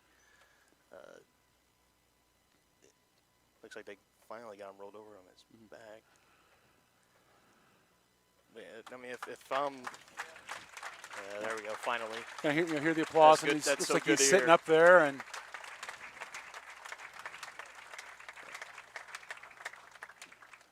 kind of back to that question you asked, if this changes anything for Coach Troyer. As now we got him up. He's walking off the field, being helped off. Number 68, Carter Tickles. Number 68 is Pickles.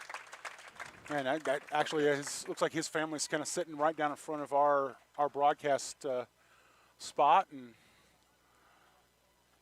good to see. It looks like he's walking off under his own power, so That's so great to see. it's always a positive. Absolutely, Again, absolutely.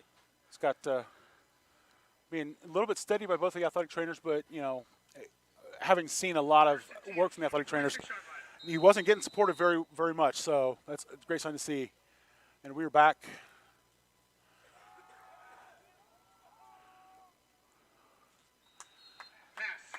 Poggi steps back and slings a pass to the sideline. It's just a little bit outside, incomplete.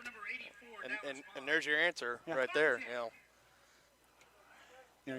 Obviously, with the stoppage, you kind of think maybe he was shaking up a little bit, or kind of disrupt the rhythm for both teams. But Poggi still was able to step back, make a decent throw, and brings up 2nd and 10 for the Chieftains on their 46. Poggi backfield. Drops it right over the middle to Robbins, and Robbins picks up quite a few yards after the catch.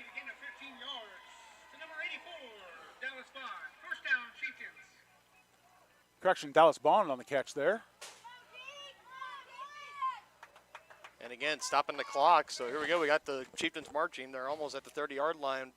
Oh, now here we go. We got the clock going again, about 30 seconds. Yeah.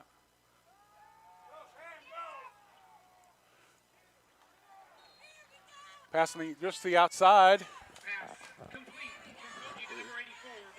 Bond able to catch it, drag his feet, and roll out of bounds. This time to stop the clock for good. I think they let it run a little. I think they're going to have to go back, maybe add a few seconds. Yeah, as I said, obviously in high school it's different than college. High school they stop the clock on first downs, so that's why the clock stopped the last one. But good. Looks like from up here, looks like about 3 seconds ran off the clock after Bond was out of bounds. Referees over there conferring, but White Hat trotting to the sidelines, and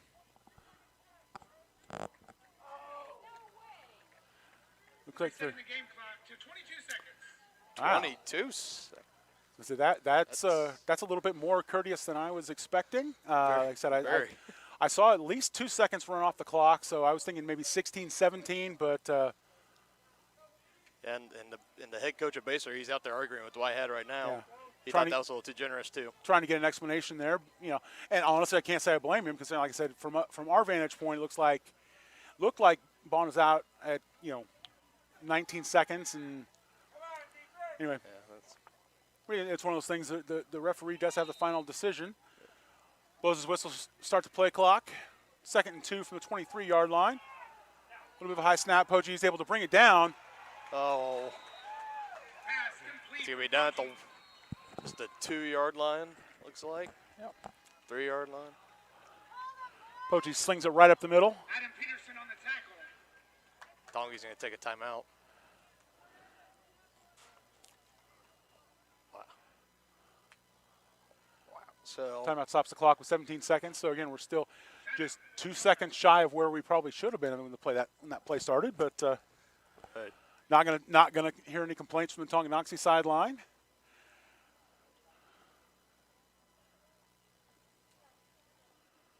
So 1st and goal from the 3-yard line. Coach Troyer talking it over with his team on the far sideline.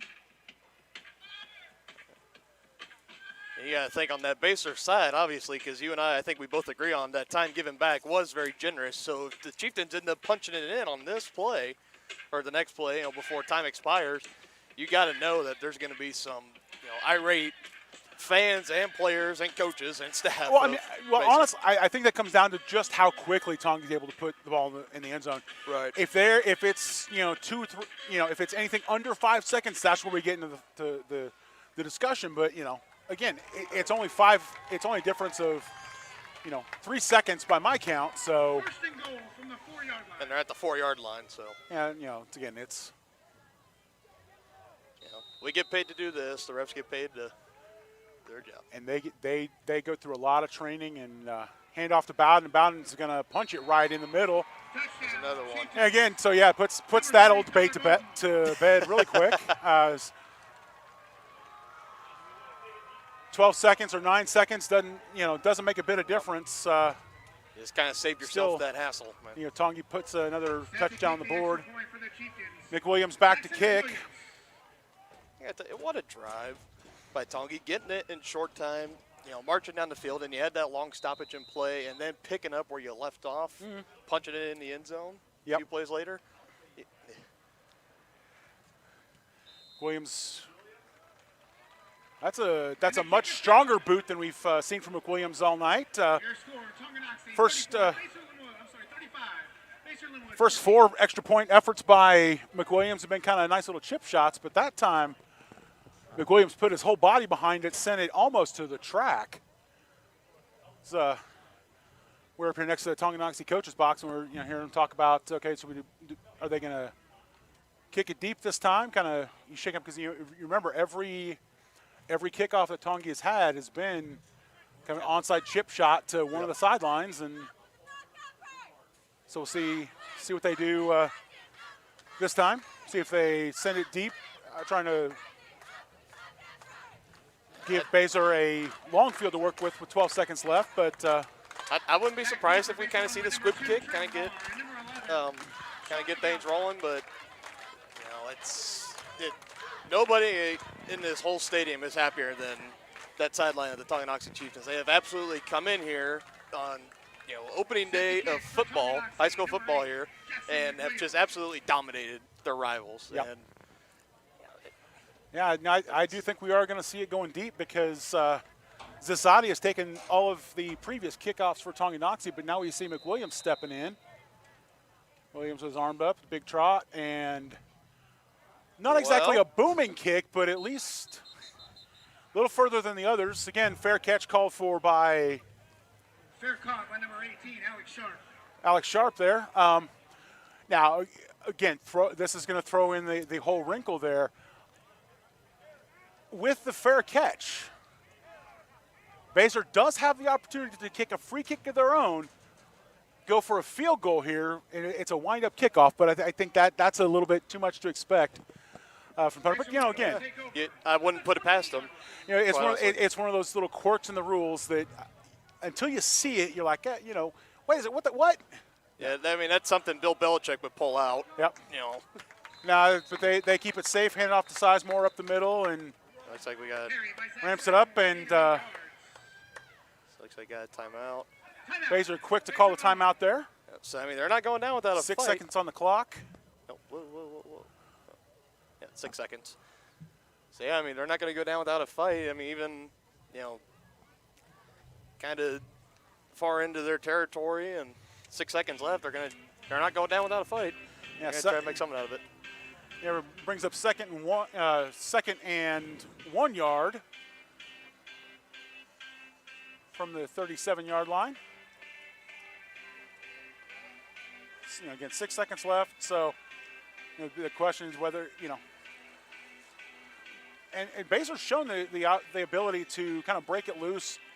Whether, both they've shown the potential in the air, but definitely on the ground. Let's see if they can turn something around here.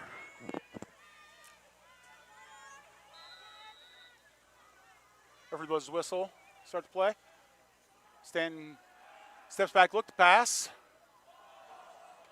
Long passing up, and it's picked off by Kladasti, and he is brought down, and that is going to take us to halftime.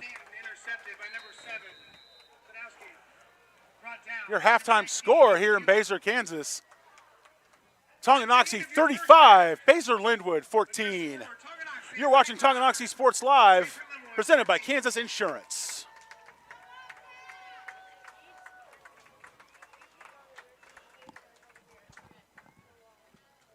Community-minded, community strong. That's what you get with Community National Bank in Tonganoxie. A small town feel with the best banking services, including great options on loans, checking and saving accounts, CDs, safety deposit boxes, and more. At Community National Bank, people don't care how much we know until they know how much we care. To learn more, check us out on Facebook at Community National Bank KS or visit communitynationalbank.net. Go Chieftains! Midwest Chiropractic Center in Tonganoxie is ready to get you back to being the active, energetic person you want to be. Midwest Chiropractic offers a friendly and caring environment with the most comprehensive care for your chiropractic, rehabilitative, and fitness needs. Dr. Robert Shook and Dr. Daniel Haug at Midwest Chiropractic Center care about your health, and their approach to care proves it. To schedule your appointment, call 913-369-0022 or visit them at mwchiropractic.com. What would happen if I had to pick up the phone, call 911 for one of my family members or one of my neighbors? What would I do if no one was on the other end to respond? What if there was no 911? So you can be a part of the solution. Anybody can be a firefighter. Male, female, younger, older. We have school teachers. We have leaders in business. Is me, you, anyone that wants to be. There is no typical firefighter. A great collision on the field? Awesome. An awesome collision on the road? Not so great. If that bad play does come your way, take your car to S&S Body Shop in Tonganoxie. S&S has been the area's premier auto collision repair center since 1972, working on all makes and models, glass replacement, bumper repair, fiberglass and plastic, color matching, and more. Plus, they work with all insurance companies. Get your ride back in the game. Learn more at sandsautoandbody.com or call 913-369-3193.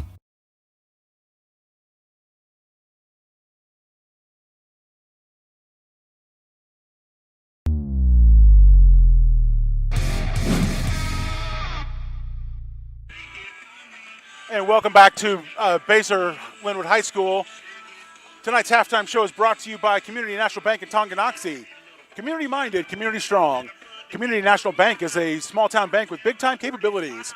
For a full range of banking services, visit Community National at 231 North Main Street or online at communitynationalbank.net. My name is John Roschko. I'm here with Dylan Funk. Going to take a quick look back at the first half.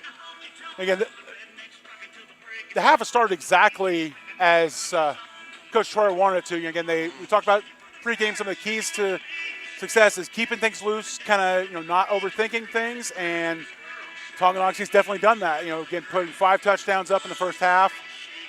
Started with I think with the exception of one drive, they started all of their drives inside the 50.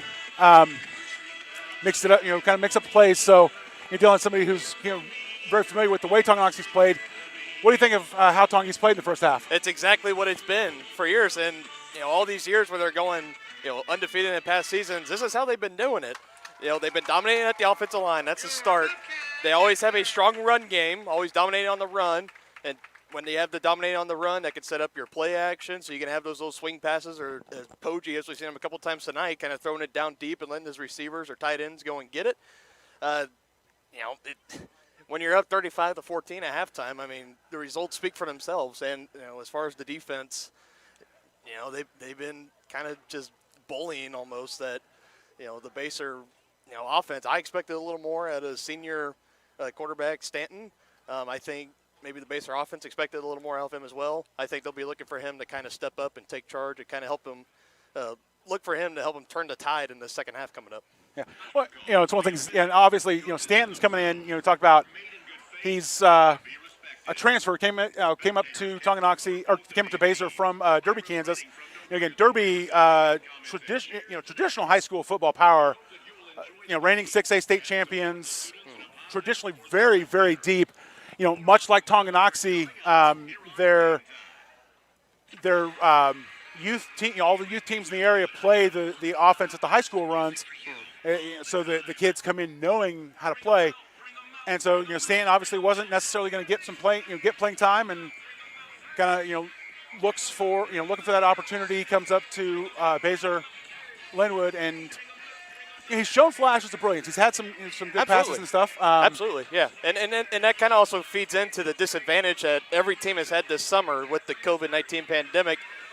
He hasn't had that time in the summer to really practice fully with his team, to have the jamborees and stuff like that. So, it's kind of a little bit of growing pains right now, but, we'll see what their game plan is coming out of the second half to try to find an answer for this Tonganoxie team. Yeah, we talk about defense for Tonganoxie. Again, they've held Basehor-Linwood pretty solid. Again, a couple times have shown a little bit of shakiness, but again, able to immediately climb down and get things solved. What do you think? How do you think they're looking at in the locker room? What do you think they're talking about in there? For the Tongi or Basehor? For Tongi. What do you think they? Okay. What do you think they need to improve on for the second half? I would think on the offensive side, I think they're having their way right now. They had that one drive where they had the punt, and then the other drive where Poggi just kind of put that ball a little too far out, kind of had that tipped interception. But for the defense, I guess what I could say is maybe bringing a little more pressure. They've gotten in the backfield a few times, but usually in the past, I know Coach Bond, he likes to kind of bring out these blitz packages and kind of get in the backfield and cause sacks and turnovers, and they've been kind of lacking on that aspect, I guess, tonight. But again, I mean, what can you complain about this Tongi defense? I mean, they've had a few drives here and there where they've just kind of had some, kind of first game of the year mistakes, but they've always, on the next drive, they've always rebounded and finished strong. All right. Well, we got about 9 minutes left in halftime. We're going to take another break here at the halftime show, brought to you by Community National Bank in Tonganoxie. You're watching Tonganoxie Sports Live, presented by Kansas Insurance.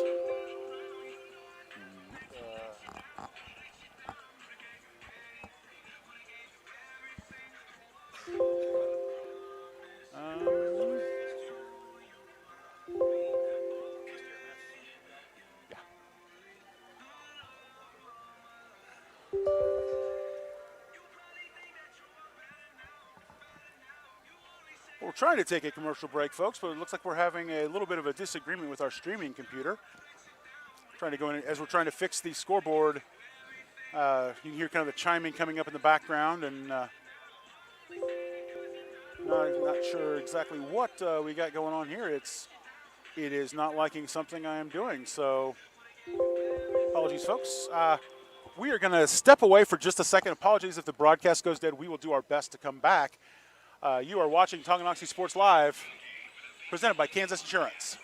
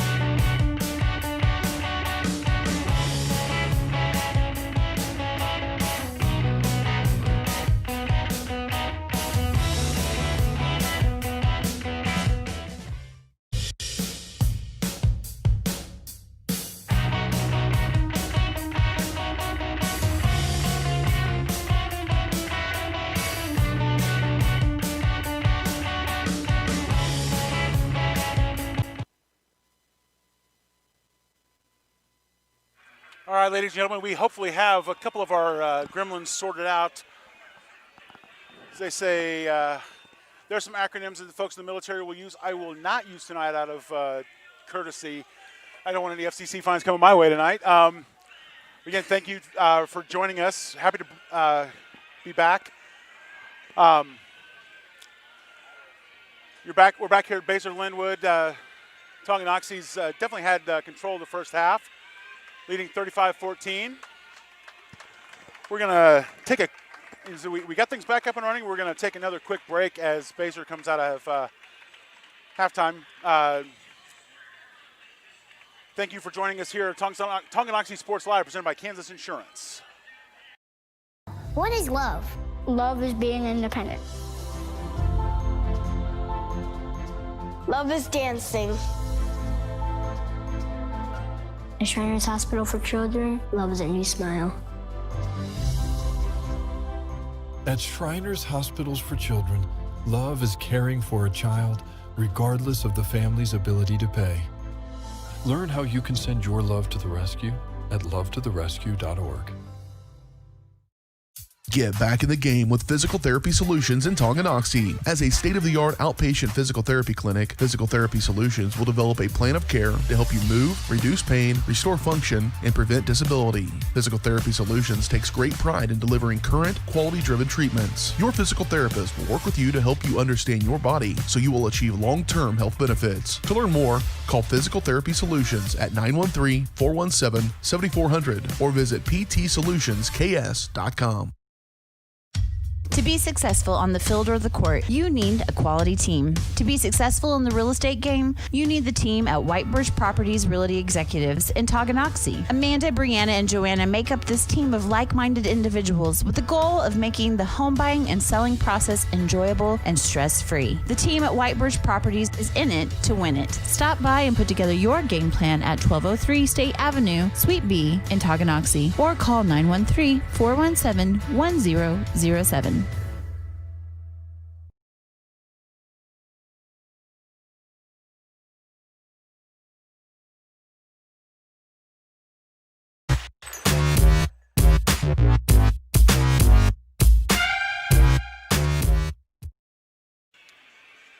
All right, folks, we are back. Basehor-Linwood High School. First week of the season, Basehor-Linwood trailing your Chieftains 35-14. Tonganoxie finally trotting back onto the field with 30 seconds left in the half. You know, Coach Troyer's his squad's come out firing on all cylinders tonight, looking really, really strong. Definitely controlling the rivalry game. You kind of wonder how long Poggi and Biden in the first strings will stay in with if Tonganoxie keeps this up, or maybe Troyer bring on some of the second stringers, give them a little bit of experience in the fourth quarter. And yeah, for sure. I mean, the last thing you want to do in a game like this is to take your foot off the gas, but you don't want to keep it on there for too long to where you kind of have like a Booby Miles Friday Night Lights type situation where you get that key injury. But 35-14. My past experiences with Coach Troyer, that's not enough. He wants to run that up to if it's his way, it could be up to 60-14. It is what it is. But I expect Tonganoxie, especially here in the third quarter, they're going to come out firing all cylinders again, just like they were in the first half, pick up where they left off, and just continue to put this game away and to break the spirits of the Bobcats. Yep. And see, Basehor, Stanton over here on the near sideline, kind of throwing some long bombs, trying to get loosened up. Again, a transfer quarterback coming in his first full season, comes in as a senior. Said he got to watch, all spring, some of the spring practices sat behind last year, and with KSHSAA mandating a full-year residency before guys can play, and we're looking at him right now. He's got an absolute hose on him. I mean, he's just firing them on a dot, a good, 30 yards or so. But, all these got to do, they just got to try to find a way to get him settled in, into the pocket, have the lineman give him some time, find his receivers. Now, I feel like this Tonganoxie secondary, like we've been saying all game, they've been smothering these receivers. So it's just all about, just kind of trying to find that rhythm and turn this tide because, they can't afford a couple more scoreless drives and giving up touchdowns to Tongi because they're going to find themselves out of this ball game real quick. Yep. We would like to thank the area businesses that donated for tonight's football. Again, thank you for joining us on the halftime show brought to you by Community National Bank in Tonganoxie. Community-minded, community-strong. Community National Bank is a small-town bank with big-time capabilities. Visit them at 231 North Main Street or online at communitynationalbank.net. Trying to take a quick break here before we kick off third quarter. You're watching Tonganoxie Sports Live, presented by Kansas Insurance. Bakery. Check out their weekly ad to get the best deals on what you need. From apples to aspirin, Cool Whip to cool crisp lettuce. Brothers Market, open daily. Learn more at shopbrothersmarket.com.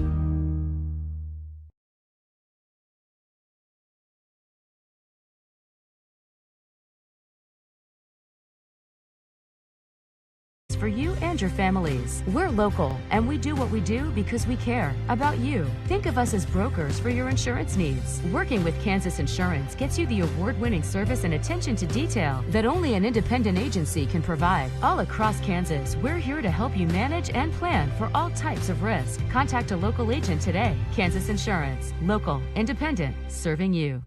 Community-minded, community-strong. That's what you get with Community National Bank in Tonganoxie. A small-town feel with the best banking services, including great options on loans, checking and saving accounts, CDs, safety deposit boxes, and more. At Community National Bank, people don't care how much we know until they know how much we care. To learn more, check us out on Facebook at Community National Bank KS or visit communitynationalbank.net. Go Chieftains!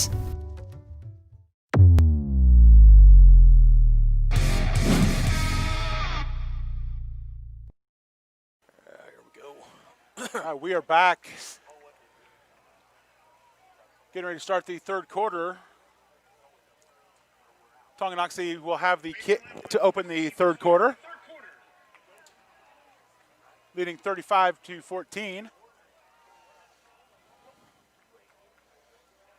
to receive for Basehor-Linwood, number 2, Trent Barr, and number 11, Sean McGowan. Looks like Zazadi is back on to handle the kickoff duties.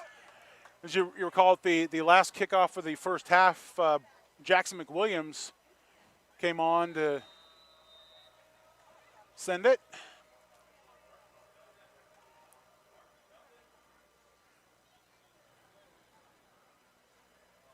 Uh-oh.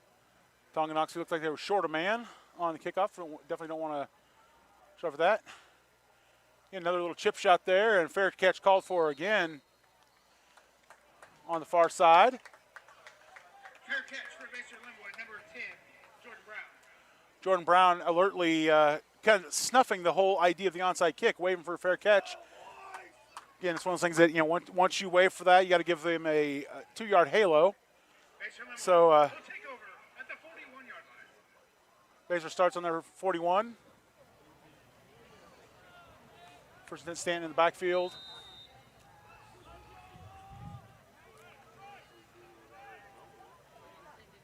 Calls for a snap. Hands it off to Sizemore. Sizemore pushes it up the left side, manages to second effort, finds 8 yards Brought down by number 25, Andrew Covert. out to the 9 yards out to the 50. Nice tough run there by 49, Sizemore right off to the left side. And I'm sure during that halftime speech for the Bobcats, I'm pretty sure, it probably wasn't a pleasant mood in there. So hopefully, I'm sure the coaches tried to light a fire under some of these boys and get them going. Sizemore coming to the right side. This time, defense stops him right at the 50-yard line. Stopped him just short to bring up 3rd and 1. Brought down by multiple Chieftains. 3rd and 1. Just on the other side of the 50 there for Basehor. 3rd and 1. We get just across the 49 to pick up the first down. Play action handoff. This time to Ethan Huber, wide receiver checking into the backfield for the Bobcats, and he slips a tackle and breaks through the left side for the first down. I'm sure that's got to be disappointing for the Tonga defense. They had some chances, a couple of them, as a matter of fact, before he got to that first down marker to chase him down and tackle him, but just kind of getting slippery back there and elusive. Got enough for the first down. Yeah. Blake Poggi able to bring him down, though, and limit the damage. Handoff to Sizemore right up the middle. Brandon Martin's running right through the middle to drag him down. Pick up a 1 on the play.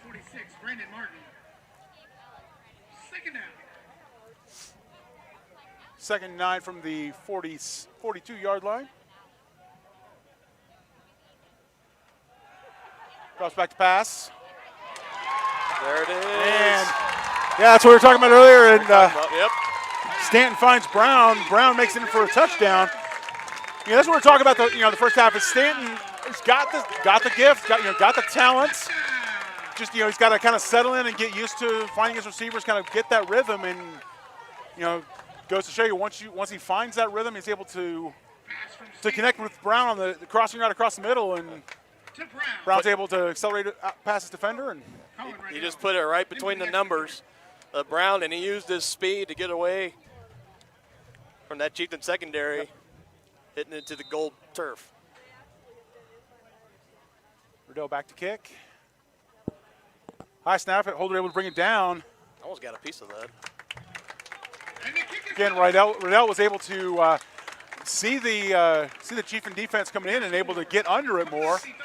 Again, you don't often see the kicker able to adjust like that, but Riddell looked pretty good there. He saw them coming in for the block and was able to just take that extra half a step on the plant and get under it and put that little bit of extra height in the ball. And again, that was a confidence builder for the Bobcats right there. Coming out first drive of the second half, especially for Stanton, because like we said, he has to get settled in. That nice, just long touchdown pass for him.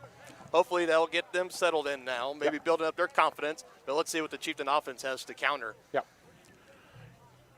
Again, we were talking earlier, if you look at Riddell, it's pretty obvious with the shoe. He's got, one black shoe on his left foot, plant foot, a bright orange shoe. I'm not sure whether that's a Nike Mercurial Vapor or Adidas, or I can't tell whether he's wearing Nike or Adidas, but again, a lot of times you will see kickers wearing two different shoes, one on their plant foot that gets a strong, solid base, and their kicking foot, be a little bit lighter and you usually wear about half size small, so you can compact that foot and put a lot, bring your mass and put a lot of boot on the ball.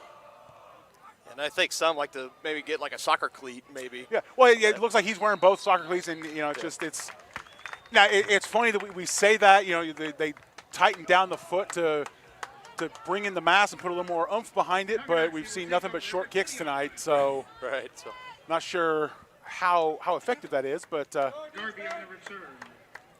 anyway, Garvey brings it in, gets a couple yards on the return. Tonganoxie's going to start on their 20-yard line. Is it fair to say this is probably the farthest, as far as starting field position the Chieftains have had to start in? Yeah, definitely. Again, even with the interception, they were able to force a turnover on downs. They were still starting on their 28. This is definitely the furthest back, the longest field that Tongi's had to work with tonight. But then again, when you've got an offensive line that can block like that and clear holes for your fullback, and Bowden just kind of runs right through, picks up pretty easy 7 yards, second 3 to the 27. You talk about, you want to pin them back on, the defense wants to pin your opponent back, and Tongi's saying, no, go ahead. Yeah. Try to put us deep. We'll make it happen. Again, hands off to Bowden, waits for his blocks to develop, picks up a couple more yards. It's like about 1.5 yards looking at the back judge.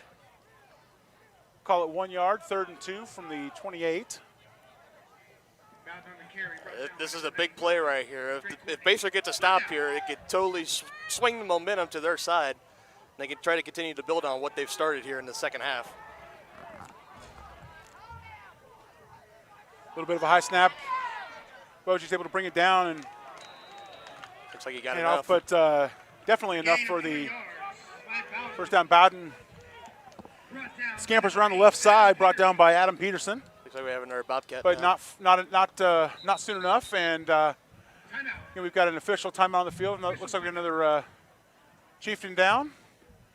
Athletic trainers are on the field to take care. We're going to step away. You're watching Tonganoxie Sports Live here in Basehor-Linwood High School, presented by Kansas Insurance. Shop local and save at Brothers Market in Tonganoxie, where we treat you like family. Brothers Market has great everyday deals throughout the store. Enjoy fresh cut steaks from the meat department, the freshest fruits and vegetables from the produce aisle, and savor the flavors from the bakery. Check out their weekly ad to get the best deals on what you need. From apples to aspirin, Cool Whip to cool crisp lettuce. Brothers Market, open daily. Learn more at shopbrothersmarket.com. Everybody can make something, because I think everyone has a spark of creativity, and the reason that I have to keep making is because I don't think my life would be as fulfilling without it. If you make things yourself, that means you're not cowering in fear. You're out there taking chances. That, I think, is my way of saying I love you to the world. All right, now I want to hear why you make. Share your own Why I Make story today. Visit whyimake.org. All right, we are back here at Basehor-Linwood High School. Another high snap, but Poach is able to get up, bring it down, and still make the handoff to Bowden. Sign of a good offensive line is even when the snap's not 100% perfect and you have to kind of wait that half a second, you're still developing the blocks and you're still making it look easy for Bowden. So he picks up 7 yards on that play. Oh, for sure. I think that's something definitely, though, in this upcoming week of practice, they'll probably be working with that young center, getting him to lower those snaps down. But, of course, for right now, though, they just keep driving off the ball, hitting Basehor in the mouth, making it work. Poggi with an easy dump pass to Robbins. Poggi looked for a second like he was going to tuck and run there, but then he realized, saw Robbins wide open. He was like, I'll let the ball do the work and toss it up. And First down, Chieftains. Yeah, I mean, that was just Robbins takes it across midfield. Yeah, and that was textbook there by Pochi. You saw the pocket was starting to collapse, so he stepped up. He did look like he was going to run off with it. We really haven't seen him try to take off and run yet to show off those feet, that another dimension he brings to the offense. But, yeah, finding that nice dump pass. And here we go. The Chieftains are in Basehor territory now once again tonight. Yep. I mean, he had a ton of room, too. So, and we got false start. They were calling down Dallas ball. On the Chieftains. Based on Poggi's comments there, looks like the tackle Logan Blancart was the one who jumped a little bit. First and 15. Obviously, as both teams are playing out of kind of the spread offense, there's not a real snap count like a lot of offenses. You hear the quarterback snap, clap, bring his hands together, and then it's on the center. So everybody's got to be paying attention. And that's a better snap, hand off to Bowden. Bowden scampers through, breaks a couple tackles. Uh-oh! And oh my goodness, Woo! That was a touchdown-saving tackle there on the far side. Yeah, great. Brady Garrison able to peel off the coverage and spot Bowden coming through. That was a touchdown saver for Basehor-Linwood because Bowden was through running untouched. Garrison able to save 6 points there for the Bobcats.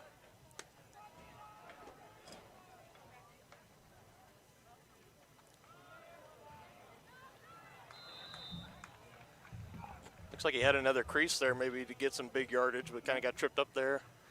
Yeah, hand off there to Henderson. Sorry, Andrew Colvert there on the carry. Yeah, it gets tripped up and not exactly what he was hoping for, but a positive gain nevertheless. It's still 5 yards. It's still, scoreboard has a 2nd and 6.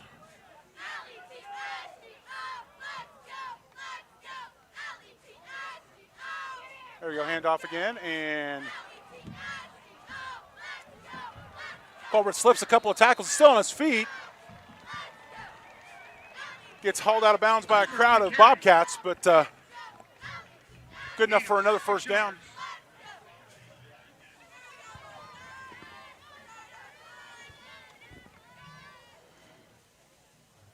Again, Culvert's getting a lot more touches on the ball in the second half. The first half was kind of Tyler Bowden doing all the heavy lifting, and now the second half, the Chieftains have gone to a 2-back set. It's a good way to keep fresh legs in the backfield, though. Yep. Not one man carrying the whole load.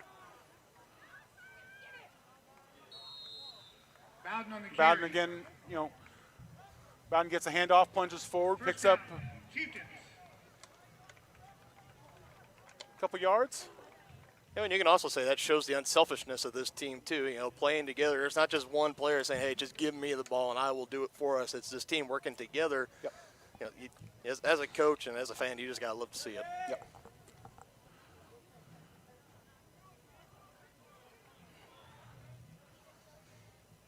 Very compact set. No wideouts set out. High snap, but again, Poggi brings it down to Bowden. Bowden scampers forward. We got a flag on the far side as he's brought down on the 1-yard line, it looks like. See what the penalty is.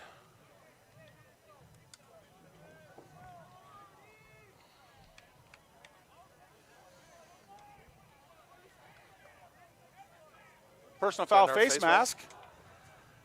Face mask on Basehor-Linwood. That's the, I think, third face mask penalty that Baser's picked up this game. Yes, sir, it is. Compared to just one for the Chieftains. Tonganoxie's definitely been a lot cleaner on the penalties tonight. And it shows on Yep. the, First and goal. The first down. 2 receivers to the right side. Hand off to Bowden. Bowden's wrapped up in the backfield. Looks like he hits, correction, Culver on the carry. Brought down by multiple Bobcats. Second and goal. Second goal from the 2-yard line.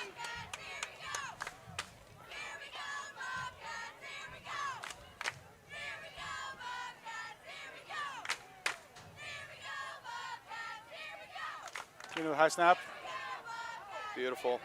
Poggi picks up his man in motion, finds it for the touchdown. Klodowski, you saw Klodowski motioning again in the backfield. Kind of, scampers down that really short peel route, and Poggi finds him with nothing but time and room. He just kind of tiptoes a little bit down the goal line, and then finally takes that half a step in and This has just been an absolute clinic right here for the Chieftains so far. Anytime. That little fumbled snap there. Talking about, again, the Chieftains were able to make the adjustment the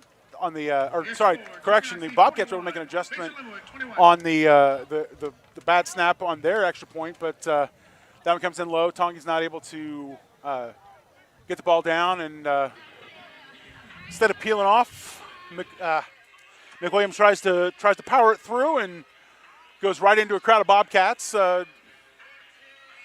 Extra point's no good.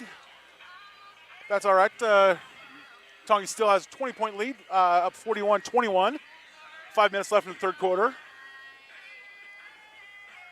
Again, we've.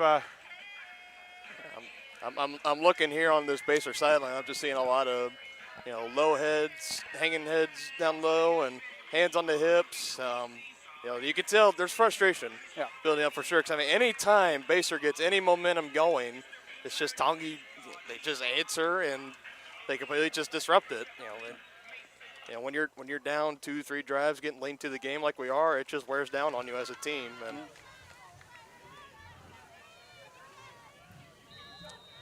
decided to kick for the Chieftains and chips another one, and again, another fair catch call for on the far sideline. Fair caught by the Bobcats. Looks like number 10, Jordan Brown.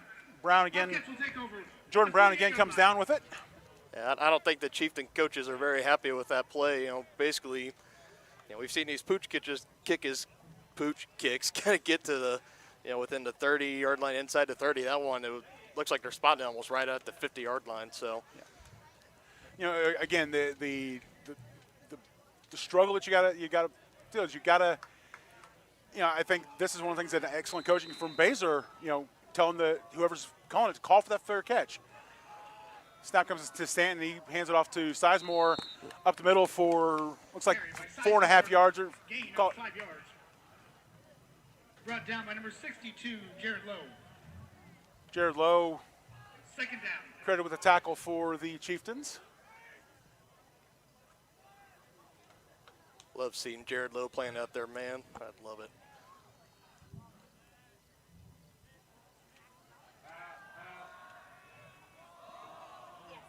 And we got a flag on the play. Pass is complete to Brant Wilson, number 17, on the left side. Catch complete by number 17, Brant Wilson. But there's a flag on the play. We'll see what the officials' call is. Based on their action from the Bobcats, it's possibly on Tonganoxie.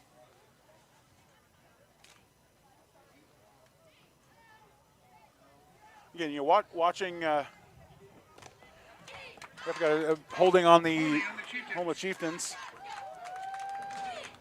Again, I'm not sure where that hold call was from because Wilson had his defender pretty open. You know, there wasn't a lot of contact there. And Yeah. Stanton was able to find him, but obviously the referee saw something, and even if it's off the ball, it's still a penalty. And Bobcats will take advantage. Turn the as soon as the officials figure out where to spot the ball. Right. Yep. Right. There you go. So yeah, it looks like there was a little bit of confusion. The back judge walked up, walked back. 1st and 10 from the 19-yard line. Snap comes back to Stanton. Another pass looks short. Finds Sizemore, but Sizemore is wrapped up and brought down by Messersmith. How much you want to bet that kid's probably a wrestler? Yeah, he was able to, Messersmith got his, wrapped up, got contact, and then it was drive the hips up and bam. Mitch Geiger. That hats off to you, Bub. That was prime technique tackling right there. Yeah, sorry, folks, having a little trouble seeing the numbers in the and I hand off to Sizemore. He picks up 5 yards, brings up third and 4. 3rd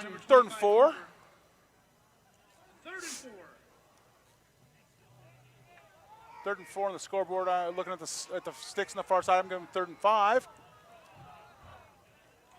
Stan calls for it. Low snap. Play action. Pass go in the middle. Stanton finds Nelson, number 7 in the middle. Touchdown for Basehor-Linwood. Against Stanton, find Chance Nelson. That was a very nice play there. As you see Nelson coming back to the inside of the field. Kind of had to go up a little bit to catch that pass, but he showed great control going up there, holding on to it, taking the contact. 6 points for the Bobcats. Yep.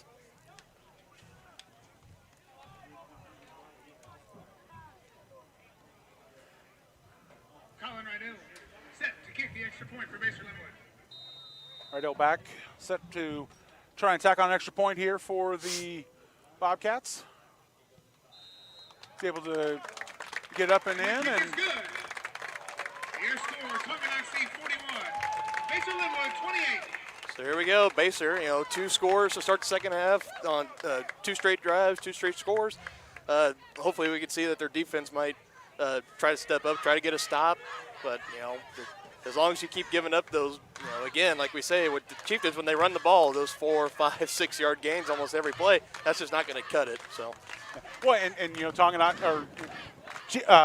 Basehor-Linwood, they've been able to, with their running game, Sizemore, being able to find some success. Oh, yeah. That really set that play up because, you saw the snap come to Stanton and he had a big fake to Sizemore, and, the linebackers kind of bid on that a little bit and then found Nelson, finding that open space just in front of the secondary. And anytime you get the great running game going, it always opens the play action somewhere. Yeah. And this all worked to great success right there. Back to receive for the Chieftains, number 34, Jacob Maxwell, number 3, Bowden. Set to kick. Jacob Maxwell and Tyler Bowden back to receive for the Chieftains. See if Rydell puts some air under this one, or we get another short kick. I think my money's on a short kick. Yeah, especially with just a short run up like that. Oh, hello. Well, way to prove me wrong. I was going to say that's got both of us. You know, it's one of those things.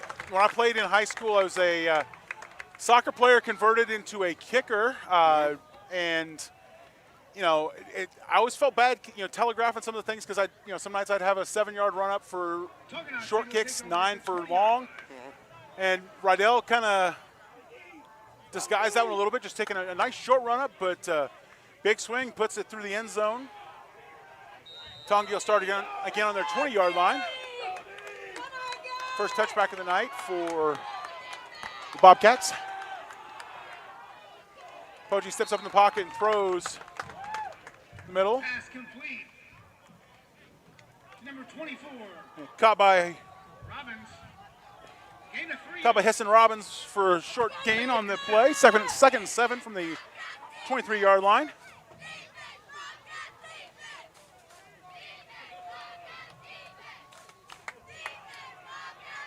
Three minutes left in the quarter. Snap comes, handoff to Bowden. Bowden breaks through and stumbles and almost.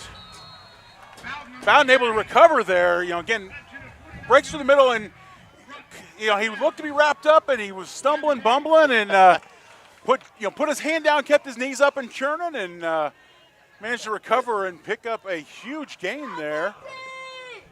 You got to love that, too, from a coach's standpoint. You know, it looks like the play's dead, but, he just kept, driving forward. And, now we're, Chieftains setting up here. Great field position again. Looking to kind of take a long drive, cap it off with a touchdown. Back to Bowden, and he's back up through the middle. Tackle from behind, but still picks up 4 yards. Cross midfield to the 49-yard line, just inside by the spot. Got a little bit short change on the spot there. Is there another Bobcat? Looks like another Bobcat down on the field. Officials timeout. Official timeout.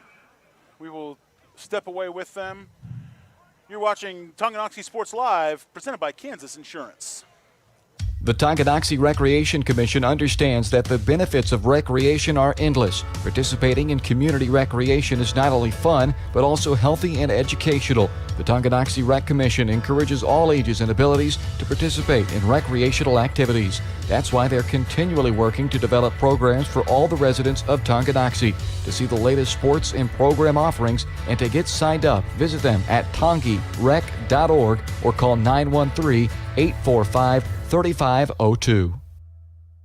Community-minded, community-strong. That's what you get with Community National Bank in Tonganoxie. A small-town feel with the best banking services, including great options on loans, checking and saving accounts, CDs, safety deposit boxes, and more. At Community National Bank, people don't care how much we know until they know how much we care. To learn more, check us out on Facebook at Community National Bank KS or visit communitynationalbank.net. Go Chieftains!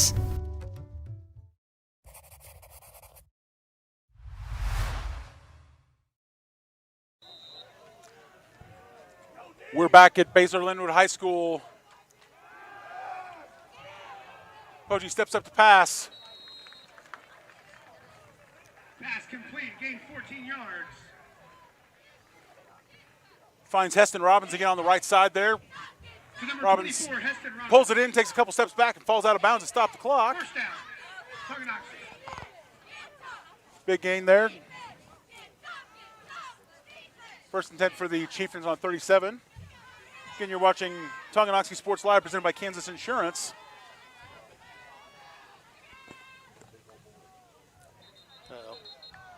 Looking like a little false start there on the right tackle.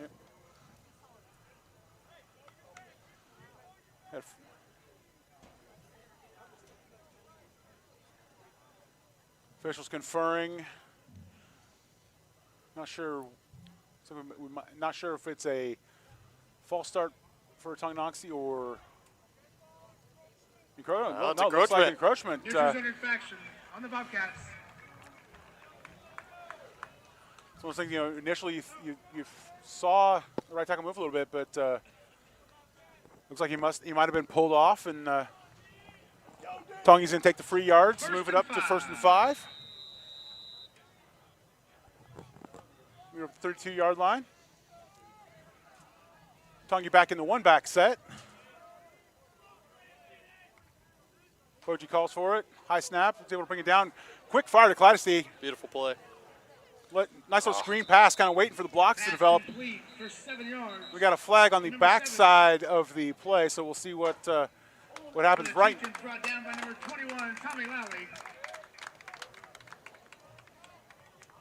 Gain of 2, but we'll see if it's coming back. Looking at where the flag was thrown, looks like it's going to be a holding. My guess is that it's a holding foul on Tonganoxie. I believe it is, John. Yep. Brings them back 10 yards.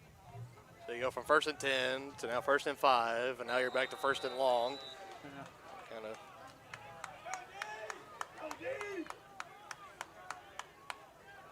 Two receivers split out right. Tight end left and high snapping, again. Koji steps into the throw there. And he got it! He's able to elude his defender. Wow. That was beautiful. That's a beautiful pass. Again. Wow. So it looks like that's Heston Robbins again on that catch. Yeah, Robbins ran, knew that it was coming, was able to turn around, lose his defender, catch it, and then make that turn, like a little stutter step, come back, and then boom.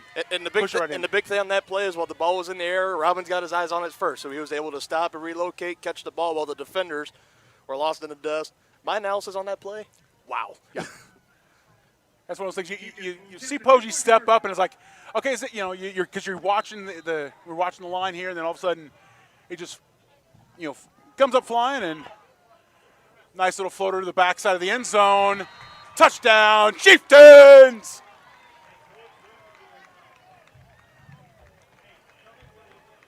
Two-point conversion. I think that was, the 2-point conversion. Converted by the Chieftains. Yeah, correct. Sorry, I'm just, you first get caught up in it. Everybody's first game of the season. It's everybody's first game, absolutely. All right, so, correction, 2 points, Chieftains! we'll edit that call in post. Thinking Tonganoxie steps it back to an even 3-touchdown lead. Here's the third quarter's winding down, 1:29 left. Neither team's taking a timeout yet this half, and Tonganoxie is still looking to be in control. Looks like McWilliams going to be on to handle kicking duties this time.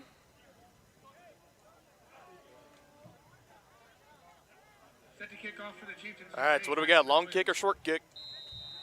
I say McWilliams traditionally has put them long tonight, so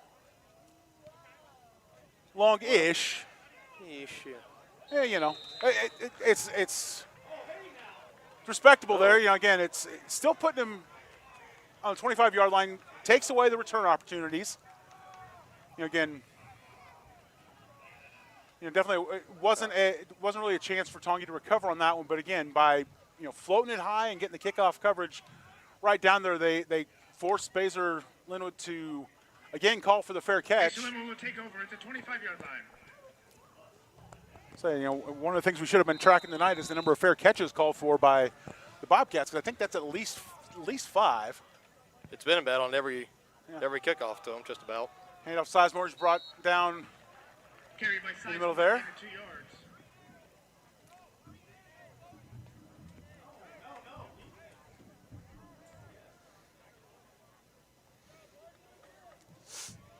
Colford on the tackle for the Chieftains. Gained 3 yards on that play. The defense wraps him up pretty solidly.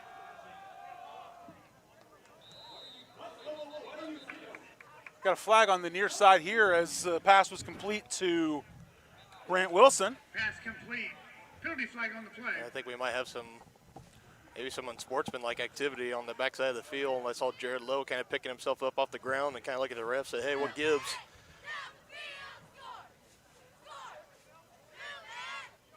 Yeah, that's exactly what happened. Eligible receiver downfield on the Bobcats. Oh, no, correction, an eligible receiver. Lineman getting a little bit excited. And you can also definitely tell, though, again, with this being a rival game and Basehor being punched in the mouth, being down late in the game, you can start to see a little bit of chippiness, the tension kind of starting to build up and boil over. But yeah. 2nd and 12. Standing again, back to pass. Almost picked off there. Poggi almost had him there. Poggi almost picking off his opposite number, seeing the gaze, knowing right where he was going, and it just slipped through Poggi's hands. Couldn't quite get a hand on it. And a quarterback intercepting a quarterback, it's like in baseball when a pitcher hits a home run off the opposing pitcher. It's just kind of adding that little salt to the wound. Yeah. Both teams playing a lot of got a lot of players going both ways tonight. Tonganoxie a little smaller roster than the Bobcats. Stand with a big throw downfield, but just a little bit too long there. Pass intended for Connor McMillan. Correction, number 10, Jordan Brown.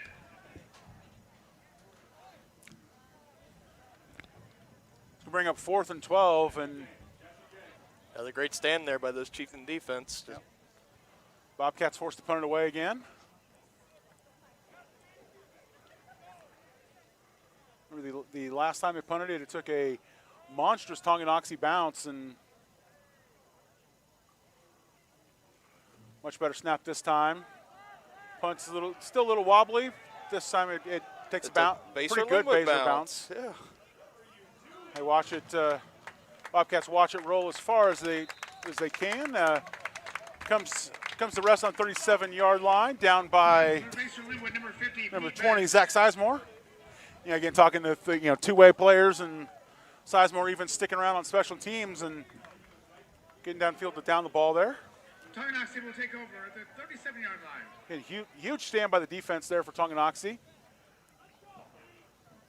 Again, back in strong field position for the Chieftains. After starting a couple of drives on the 20, back closer to midfield. 1st and 10 from the 37.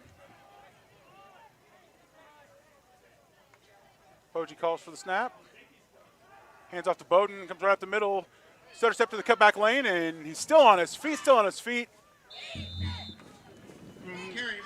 Forward progress going to bring him just short of the first down there. It looks like 9 yards. 9 yards and change. Ball's on the 46-yard line. Chieftains putting the 4s up. We're going into the 4th quarter.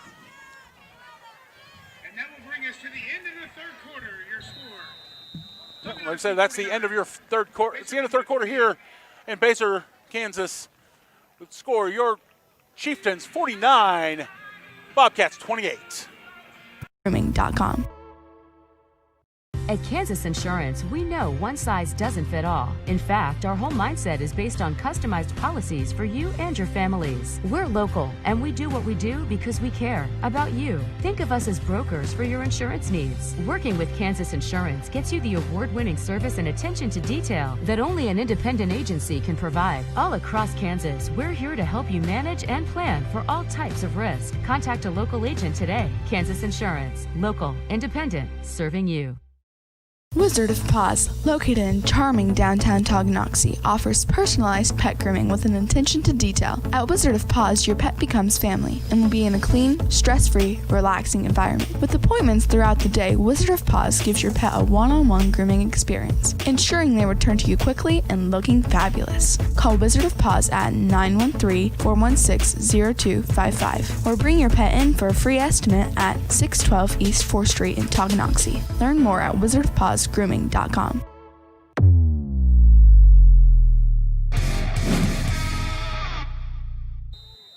Welcome back to Tonganoxie Sports Live, presented by Kansas Insurance.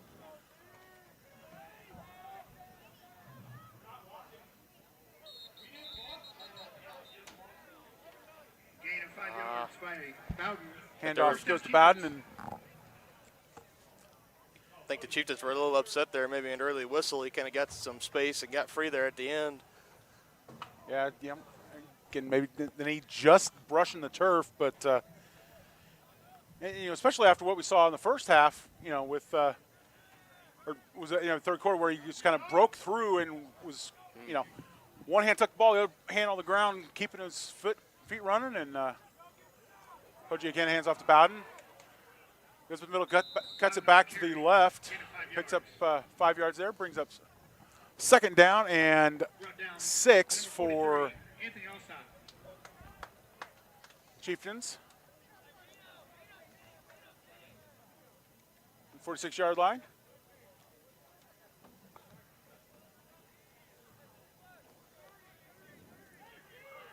Three receivers come to the right side. Bowden in Poggi's hip pocket on the right. Poggi drops back. Fires to Clydesty, just a little bit too hard. Clydesty not able to grab it, but ball fortunately hits the turf before it can be picked off. Third down and 6 for Chieftains. 10 minutes, 58 seconds left here in the game. Chieftains with a 3-touchdown lead. Looking to be pretty comfortably in control. Rivalry game. Great start for Tonganoxie. Bowden calls for it. Snap comes. Hands off to Bowden. Bowden around the left side. Finds a hole. And he is gone. Oh, man. He was accelerating. Peterson was able to get hold of just enough of his sleeve and shoulder pad to keep Bowden from kicking into third gear. And does this guy ever run out of energy? Doesn't look like it. It's one thing, he broke through, and honestly, I think if Peterson trims his fingernails this morning, I think Bowden's gone. But Peterson just got enough of the sleeve to hang on and wrap up Bowden and bring him down. But results still a first down for the Chieftains. Yeah, for Bowden, what a coming out party. He has just been absolutely spectacular for this offense tonight. And it looks like he's going to be the one to step up. This time ball is handed to 25 Andrew Colvert. Bowden getting a breather on the sideline. And checks back in after that 20-plus yard scamper.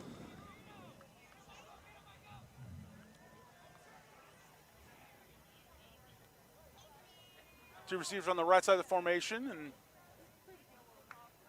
Bowden just to the left of saying fires a quick screen pass to Robbins. Robbins able to pick up a couple of yards. They've been trying to get that little wheel swing route screen kind of going all night. Haven't gotten the yards I don't think they've been looking for out of it so far tonight. Maybe trying to look for something different. Two receivers at the top of the field, and hand off again to Bowden. He gets another cut back and dodges back and forth like a little pinball, runs right through the defense.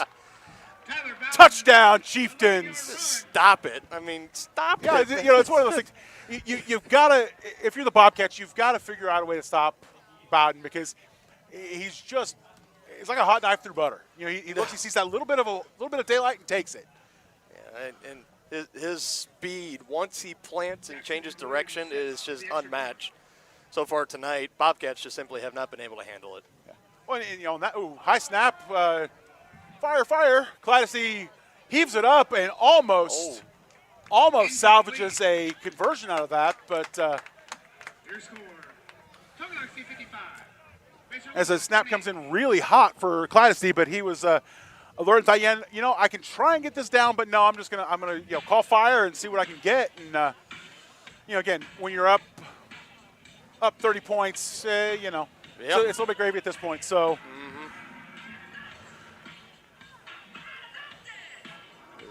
And going back to that touchdown, you talk about Bowden being able to, he plants and cuts. He had two good cuts on that run. Because he had the first one, he was, coming back, he planted, cuts back to his left, and then runs in and the hole closes, and he says, okay, I'm going to go back to the right. And it's just like, he kind of sees a half a step ahead of the defense. is able to just find his way through, and looks amazing. Solid run. He's definitely making a case for player of the game honors tonight. Absolutely. I think he's, no pun intended, running away with it at this point.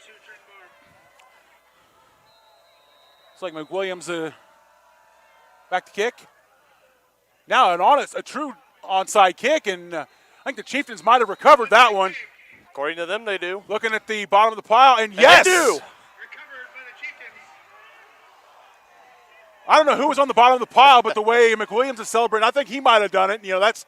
That's one of those things you always love as a kicker, when you have the opportunity to recover an onside kick, and you see the ball just kind of, you kick it, and then you just kind of give a little bit of chase, hope somebody's coming, and then it just falls at your feet. And I'm like, oh, okay, thank you. Yeah. But yeah, again, that's that. Honestly, it's the first time it's worked all night for the Chieftains, but the rich just get richer. That's all I'm gonna say. They recover the onside kick. 1st and 6 on their 46-yard line, and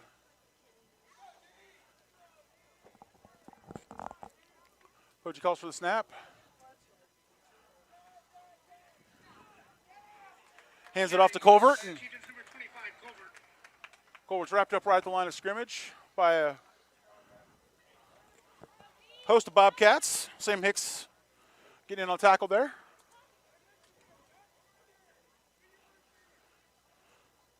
Sam Hicks, Jack Slattery there in the middle.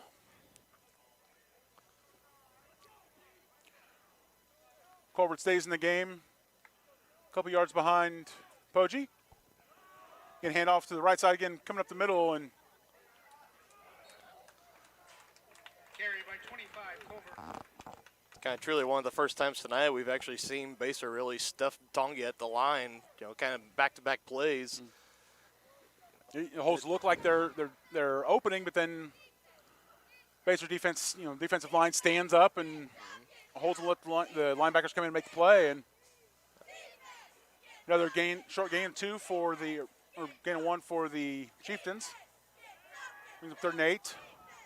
Poggi back to pass. He catches it. Oh. And incomplete.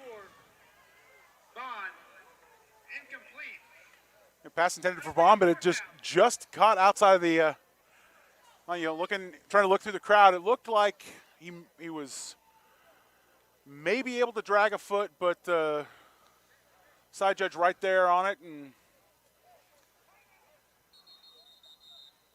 we got whistles here. And we got timeouts called by Tonganoxie. You're gonna step back and talk it over a little bit. You're watching Tonganoxie Sports Live, presented by Kansas Insurance. The team at White Birch Properties Realty Executives in Tonganoxie. Amanda, Brianna, and Joanna make up this team of like-minded individuals with the goal of making the home buying and selling process enjoyable and stress-free. The team at White Birch Properties is in it to win it. Stop by and put together your game plan at 1203 State Avenue, Suite B in Tonganoxie, or call 913-417-1007.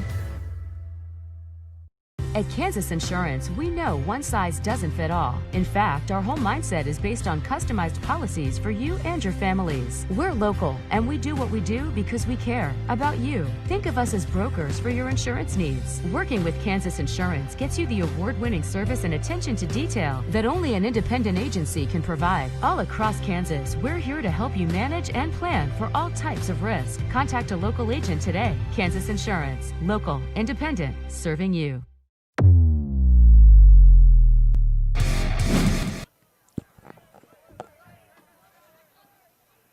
Nice punt. Sorry we were a little bit late on the comeback there, folks. Sorry, the punt from Tonganoxie goes out of bounds at the 18-yard line. Basehor will take over.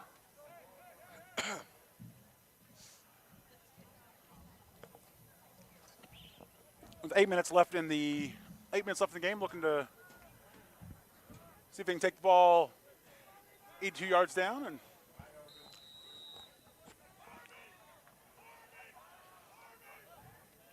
standing ready for the snap.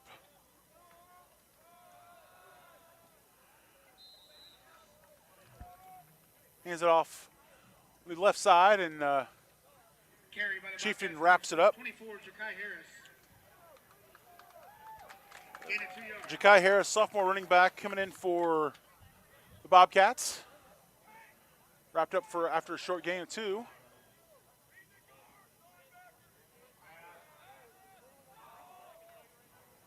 Stanton slings a pass up the right side to Sean McGowan. Sean McGowan. I'll tell you what, if there's one thing I've learned from this Tonganoxie secondary tonight is, well, actually, I've learned 2 things. One, they can really smother you, make it hard on offense to get open and get passes. But 2, they love to hit. Yeah. Oh my goodness. That was a solid tackle, McGowan. Absolutely.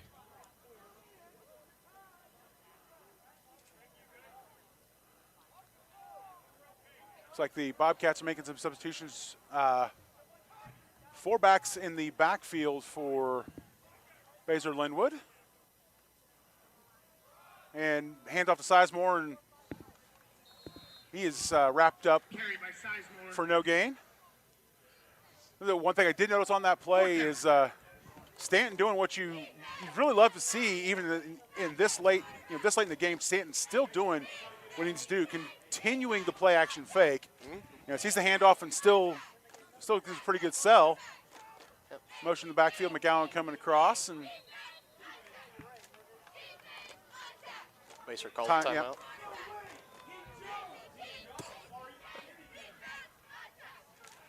So we're sitting next to the Tonganoxie coaches, and they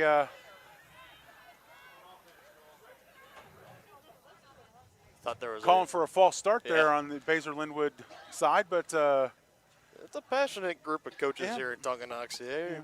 They'll tell you how they feel, and that's just how it is. That's how it is. Obviously, Basehor-Linwood's head coach right on the sideline here with the referee and able to call for a timeout, and we'll talk it over briefly and trot back out again. Coming out for the 4th and 2. Scoreboard has it as a 4th and 1. Sticks on the far side say the 28's the line to make, so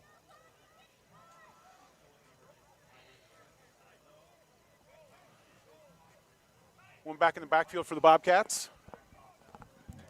Offensive line comes set. Stanton calls for snap. Low snap, he's able to pick it up, and Stanton's able to make the completion to Jordan Brown on the far side.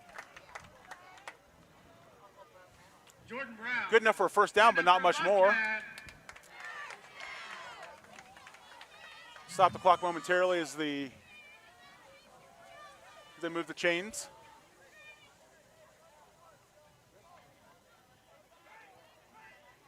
Stanton again calls for a snap, low snap handoff, and nothing doing there. Carried by Ja'Kai Harris. As Ja'Kai Harris is wrapped up by Dallas Bond. Great job by the rest of the defense there, rallying around, making sure he didn't slip away from that tackle there by Bond. I think Brandon Martin was coming from the backside, and Ja'Kai Harris really had nowhere to go there. Good, well-developed play, but just got to get your blocks. Good. Penalty flag on the play. Say that we might have a bit of a gift here from Tonganoxie as pass was well off the mark from Stanton to Harris, but ball hits the ground. The referee slings out the yellow, and pass interference from the defense, and it's going to be a spot foul. Brings them up to the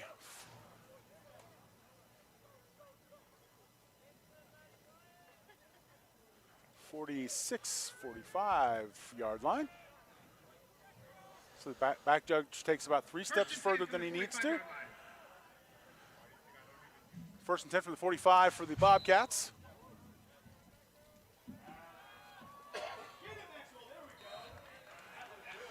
Great aggressive defense there by Maxwell. And Maxwell had Sizemore all sorts of covered there. Even if the pass was on target, it was not. It was going to be for just a gain of 5 yards. So,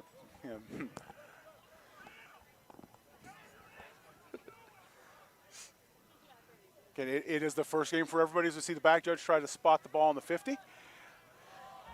Stanton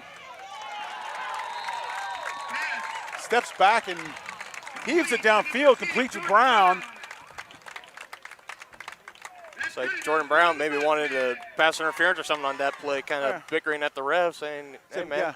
Yeah. Maxwell did kind of ride him down out of bounds, so it's one of those things that the question is, when did Maxwell release contact? Because you saw Maxwell made the tackle, the two of them went out of bounds together, kind of had that little tumble, and maybe Sizemore or maybe Brown was thinking that Maxwell hang on a little bit too long, but another pass and he catch that. That was beautiful. Oh my goodness, that was nice little spinning elevation catch by Brown. I'll tell you what, Stanton. Oh, we got a flag here. Yeah. Flag on the backside of the play. So we'll talk about the athletic move there by Brown, and great throw by Stanton, putting it up to where even in double coverage, Brown was able to out jump his receivers. But that is not going to sit well with the offensive coordinator for Basehor-Linwood, because you have a gorgeous play like that, gorgeous piece of skill from Stanton and Brown, and it's coming back. Yeah, and when we talked about how much Stanton struggled in the first half, but he's come out here in the second half, that would have been his third touchdown pass, and that would have been his best touchdown pass, in my opinion. Again, with the double coverage, putting it right in that window, but undisciplined football, this is what. And, again, it's both teams are struggling within this absolutely, the first week. And there we go. Stanton again fires passer up the middle. Caught by Wilson. Number 17, Wilson. Good chunk of yardage picked up there on a 1st and long, making it a 2nd and manageable. Somewhat manageable, yeah. Almost, just a couple yards shy of the original line of scrimmage.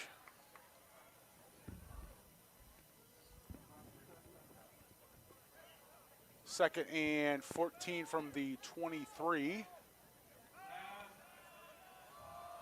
Stanton chucks it out to Sizemore. Sizemore out to the sideline, and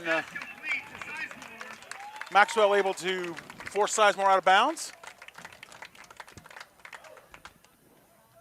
And the great catch and run there by Sizemore, and as he gets up to the sideline, lowering the shoulder again, kind of putting that little oomph on it. Yep. Finishing the run strong. Yeah. Maxwell, though, textbook tackling, getting down low, hitting, wrapping Sizemore up and making sure he's not going to, everyone's got motion. Low snap, but Stan's able to pick it up and tries again. Well, oh my goodness. Well defended, but the Did we have another flag? Back judge throws a flag, so we're going to see. We're looking for a yellow flag and a yellow end zone. This is yeah, thankfully I was able to see it flying across the orange track. Right.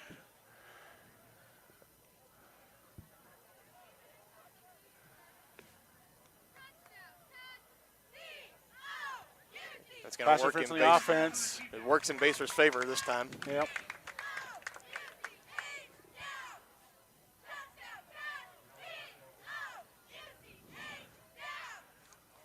Obviously, the pass interference was not on the double coverage, as they're spotting the ball at the 7-yard line. Stanton again takes a snap, comes back, looks up to scramble, sees all sorts of green, but the secondary able to collapse. Messersmith coming in to wrap up Stanton and save a touchdown there. 2nd and 2.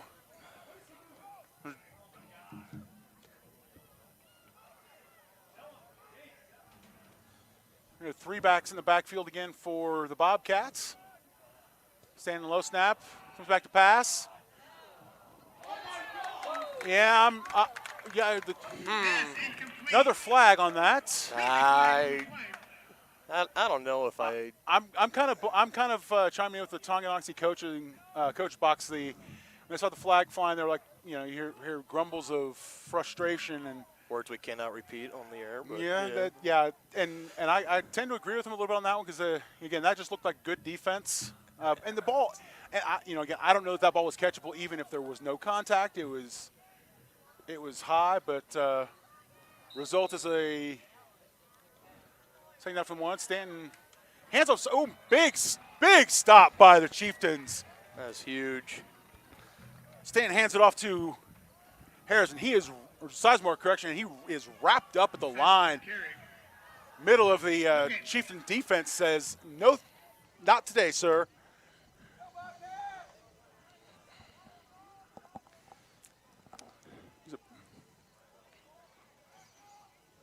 Third and goal from the 2. Sizemore standing to Stanton's left. That's defense. That's, yep, right there. Heston Robbins able to get in and swat the ball away. Just kind of putting the hand just right over the shoulder, just saying, no, sir, not tonight.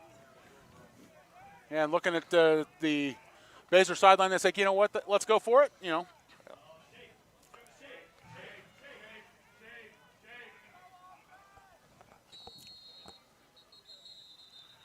And Tonganoxie not liking what they see, and so they call a timeout.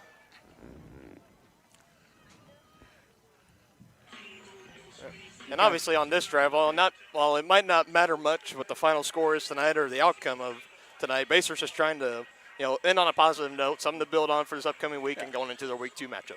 Yeah, and they have, all credit to Basehor. They have looked really good this second half. Absolutely. They came out, they scored a touchdown to open, and they've looked pretty good. But again, when you're in that big of a hole after the first half, it's kind of tough to recover.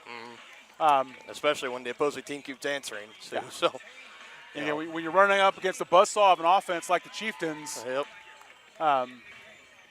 it's tough. But again, Basehor, they will have nothing to hang their heads about. Again, they've had a lot of positives here. Stanton has looked really solid in the second half. A lot to build on, and so we're. Tongi's just been a little bit too strong for the Bobcats tonight. There are 3 backs in the backfield for the Bobcats. Another great pass defensive broken up play. there. Turnover on down. Tonganoxie will take over. It's like that was Heston Robbins again with another breakup. Again, just coming from the backside of his man, reaching in, swatting the ball away. Again, great throw by Stanton. Put it right where he had to, but defense up to the challenge. And now we'll see if the Chieftains can get it out of the end zone here. Not a bad play call for Basehor. Oh no, just great defense. Any time of the game, again, you're 4th and 2. Give it a shot, try and score a touchdown, and Basehor's gonna scramble out of the end zone. Uh-oh. Cladesty with the ball. Brings out, picks up 6 yards.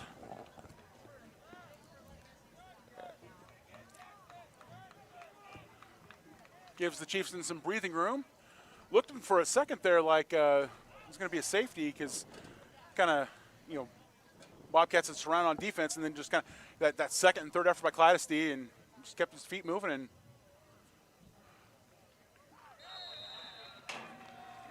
Gain of 6 yards on the carry, number 7. another 6 yards for Cladesty there. Picking first down for Tonganoxie. First down, Chieftains.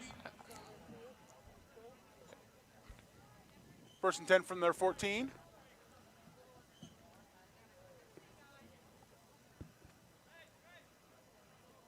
Two minutes and change left here in the ball game. No real urgency from Coach Troyer, but we still want to keep executing strong. And Wildcats set again, direct snap to Cladesty, and he picks up a couple yards around the left side. Chieftains now, all they're just trying to do is just, keep the run game going, run down this clock as low as they can, maybe till all the way down to it expires, and get in the locker rooms and then get on the bus and start celebrating this what it looks like a week 1 win, what it's going to look like, and start moving on to week 2. Roll through 2 minute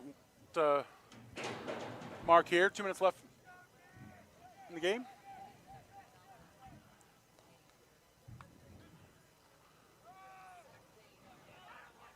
Poggi back in with a handoff to Bowden, and Bowden breaks through. Nice little juke there. I think There Bowden, goes Emmett again. Oh! And just as we say, they're going to try and run the clock down. Poggi finds Bowden. Bowden finds Pay Dirt, and a little stutter step inside freezes Peterson, and Bowden takes it in for the touchdown. Why would you run the clock down when you can run the score up? 6 and 1, half dozen the other. 61 is on the board right now. Wow. A 60 burger on your first game. My hats off to the Tonganoxie staff, the coaches, the players. Unbelievable performance. I'm not sure anybody expected this dominating of a performance tonight, but they've just been firing all cylinders. McWilliams with the chip shot up the middle. Attack on the extra point, 62-28 Tonganoxie. Minute 28 on the clock.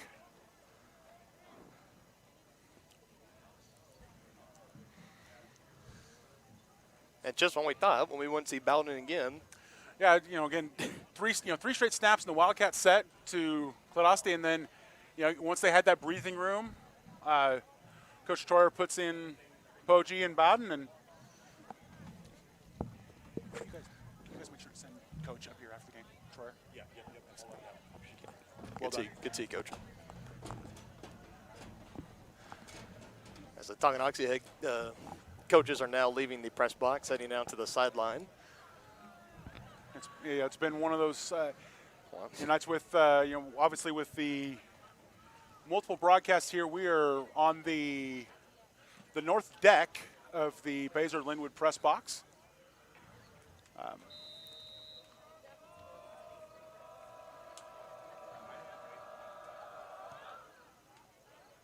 Nice kick by Williams, fielded at the 20-yard line. No fair catch that time. McGowan comes charging up, picks it up at the 20, brings it back to the 30. Picks up 10 yards on the return. Heston Robbins showing a little bit of that, kind of that cockiness on that play, driving his guy to the ground and getting up, doing a little step over, the little Allen Iverson step over, get back to the sideline. And Bobcats will start on their own 30-yard line.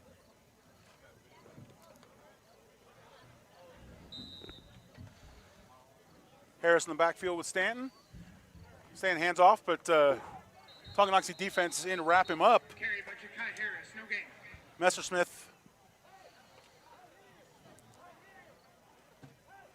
in on the tackle.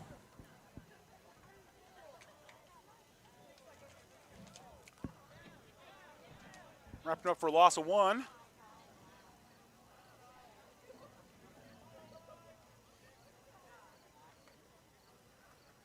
Again, same. Looks like trying the same thing, and Ja'Kai Harris on the carry. No gain. Harris makes it back to the original line of scrimmage.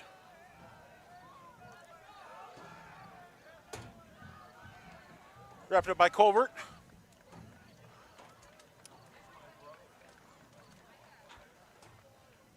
Great team win here tonight for Tonganoxie. Basically almost anything they did on the field tonight, just about worked to perfection. Really low snap, but carried by Ja'Kai Harris. If you're a Basehor-Linwood fan, this is not a game to hang your head on either, because there were great signs shown, especially by Stanton and Brown in the second half. So, and Stanton's showing his poise there. You've got a low snap in the dirt, but he's able to still pick it up, make the handoff, and solid pickup there for Harris. And that's going to be the final play of our game tonight. End of week 1. Final score, Tonganoxie 62, Basehor-Linwood 28. No better way to open the season than a blowout on your rival. Exactly. Again, thank you for watching Tonganoxie Sports Live presented by Kansas Insurance. Make sure you stick around for the S&S Body Shop postgame show coming up right after this. A great collision on the field? Awesome. An awesome collision on the road? Not so great. If that bad play does come your way, take your car to S&S Body Shop in Tonganoxie. S&S has been the area's premier auto collision repair center since 1972, working on all makes and models, glass replacement, bumper repair, fiberglass and plastic, color matching, and more. Plus, they work with all insurance companies. Get your ride back in the game. Learn more at snsautoandbody.com or call 913-369-3193. Number one, obviously, is safety. We definitely call 811 to find out if there are any buried lines, fiber optic, whether it be telephone or pipeline or anything. Don't take a chance. Don't think you know and say, well, I don't remember anything being put in there. Call 811 and make sure that that's identified, that there isn't something there before you make that crossing. Because in the end, we want everybody going home. At Kansas Insurance, we know one size doesn't fit all. In fact, our whole mindset is based on customized policies for you and your families. We're local, and we do what we do because we care about you. Think of us as brokers for your insurance needs. Working with Kansas Insurance gets you the award-winning service and attention to detail that only an independent agency can provide. All across Kansas, we're here to help you manage and plan for all types of risk. Contact a local agent today. Kansas Insurance. Local, independent, serving you. To be successful on the field or the court, you need a quality team. To be successful in the real estate game, you need the team at White Birch Properties Realty Executives in Tonganoxie. Amanda, Brianna, and Joanna make up this team of like-minded individuals with the goal of making the home buying and selling process enjoyable and stress-free. The team at White Birch Properties is in it to win it. Stop by and put together your game plan at 1203 State Avenue, Suite B in Tonganoxie, or call 913-417-1007. And welcome back to the S&S Body Shop postgame show. Tonganoxie with an absolutely dominating performance there. See Coach Troyer coming up the stairs for a quick interview, so we're going to switch up our rundown a little bit and welcome Coach Troyer to the headset. Coach, pretty solid performance for week one. Yeah, I mean, it was kind of back and forth there early, and we just offensively we started clicking, both running the football and then passing. So it worked well. Yeah. Again, obviously, both teams were kind of feeling kind of trying to shake some things out, shake off some rust over the summer. You guys looked solid on both offense and defense. Talk a little bit about the play of Tyler Bowden. Oh, hard-nosed kid. I mean, you saw he doesn't go down easy. You think you have him down, and he'll touch and just roll over and keep going. Yeah. Hard-nosed kid for his size. Yeah. We were talking about short back and the kind of the Barry Sanders mold there. It means a little more bulk, but again, remember the one play, I think it was the third quarter, where he was through and you see him kind of break out and he's kind of crawling. You see him put that one hand down, right, and keeping his knees up, and you talk about just keeping that engine moving. Obviously, Poggi, Blake Poggi came out, had a pretty solid game too. There's several touchdowns. What did you see that you guys need to work on? We need to do a better job of stopping the run. They were able to run the ball on us tonight, and they had a couple counters that they broke long ones on, and just reading through the guards a little better. But overall, I thought the goal line stand, that was a great deal there at the end to keep them out, and then. But no, it was a great game. We came out in the third quarter and we're swapping touchdowns back and forth. We finally got an edge and stopped them there. We were commenting up here on the broadcast. We're thinking, maybe Basehor's going to make a game of this and kind of pick it up. But then you guys,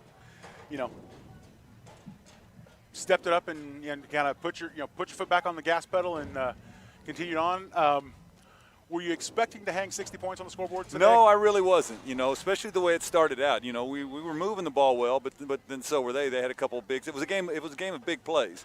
We had several long passes to Dallas Bond and Heston Robbins in the corner, and then broke that long one there at the end. So, and then they had some big plays also. Their two run plays that were long in the first half, and then the long pass there at the end that scored. Yeah.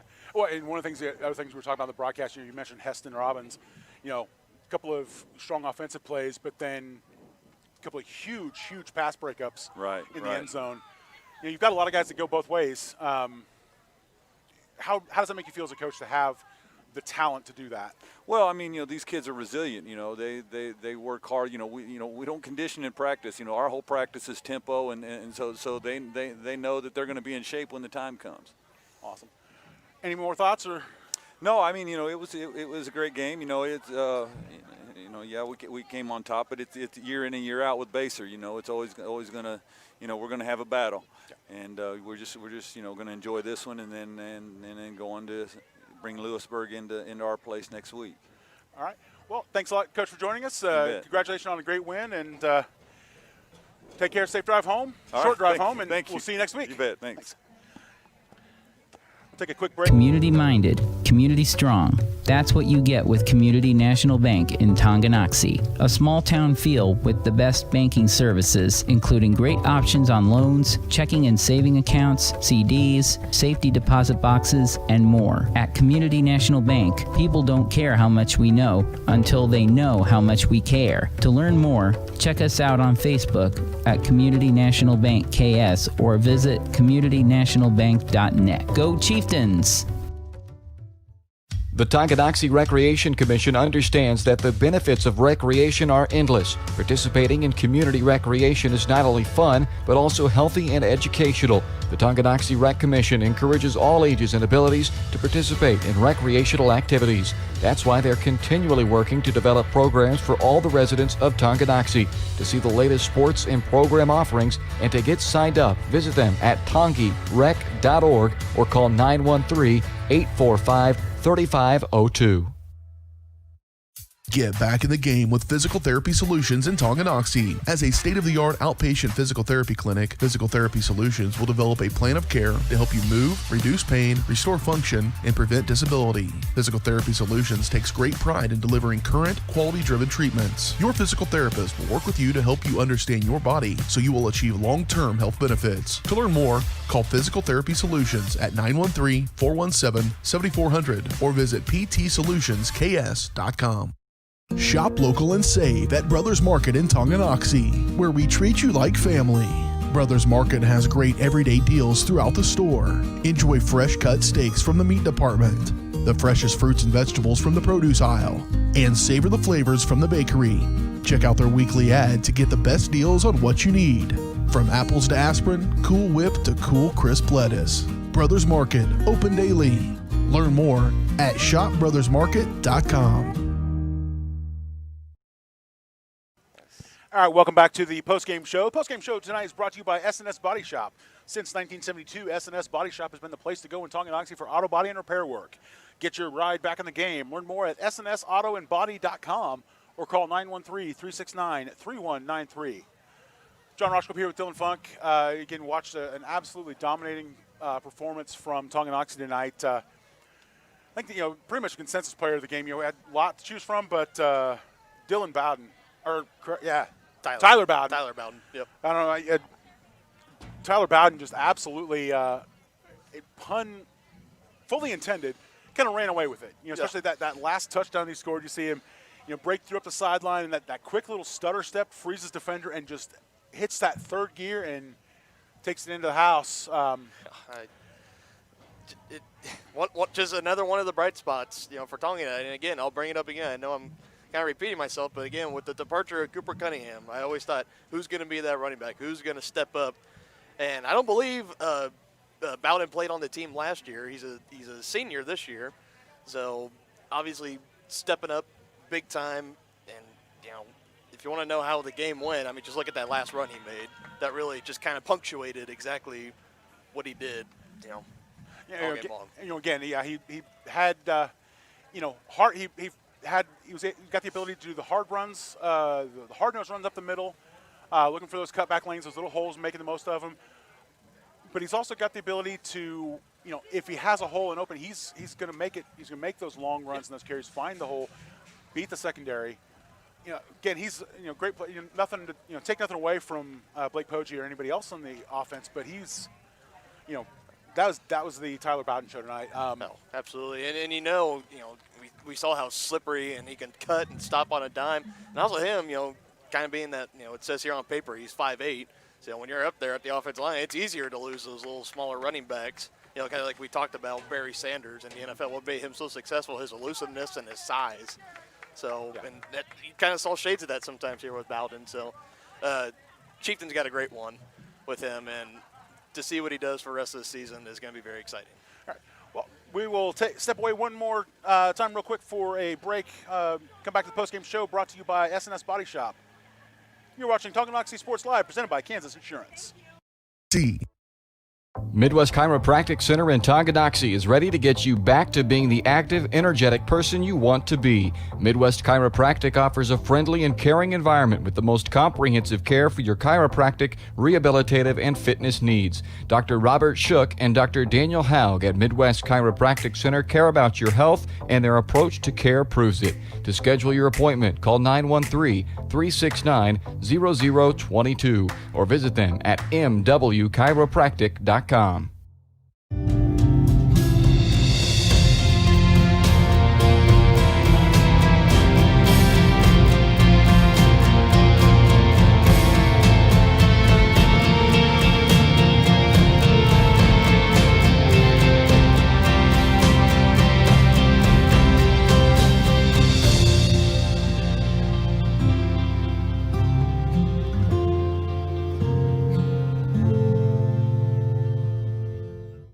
At Kansas Insurance, we know one size doesn't fit all. In fact, our whole mindset is based on customized policies for you and your families. We're local, and we do what we do because we care about you. Think of us as brokers for your insurance needs. Working with Kansas Insurance gets you the award-winning service and attention to detail that only an independent agency can provide. All across Kansas, we're here to help you manage and plan for all types of risk. Contact a local agent today. Kansas Insurance. Local, independent, serving you.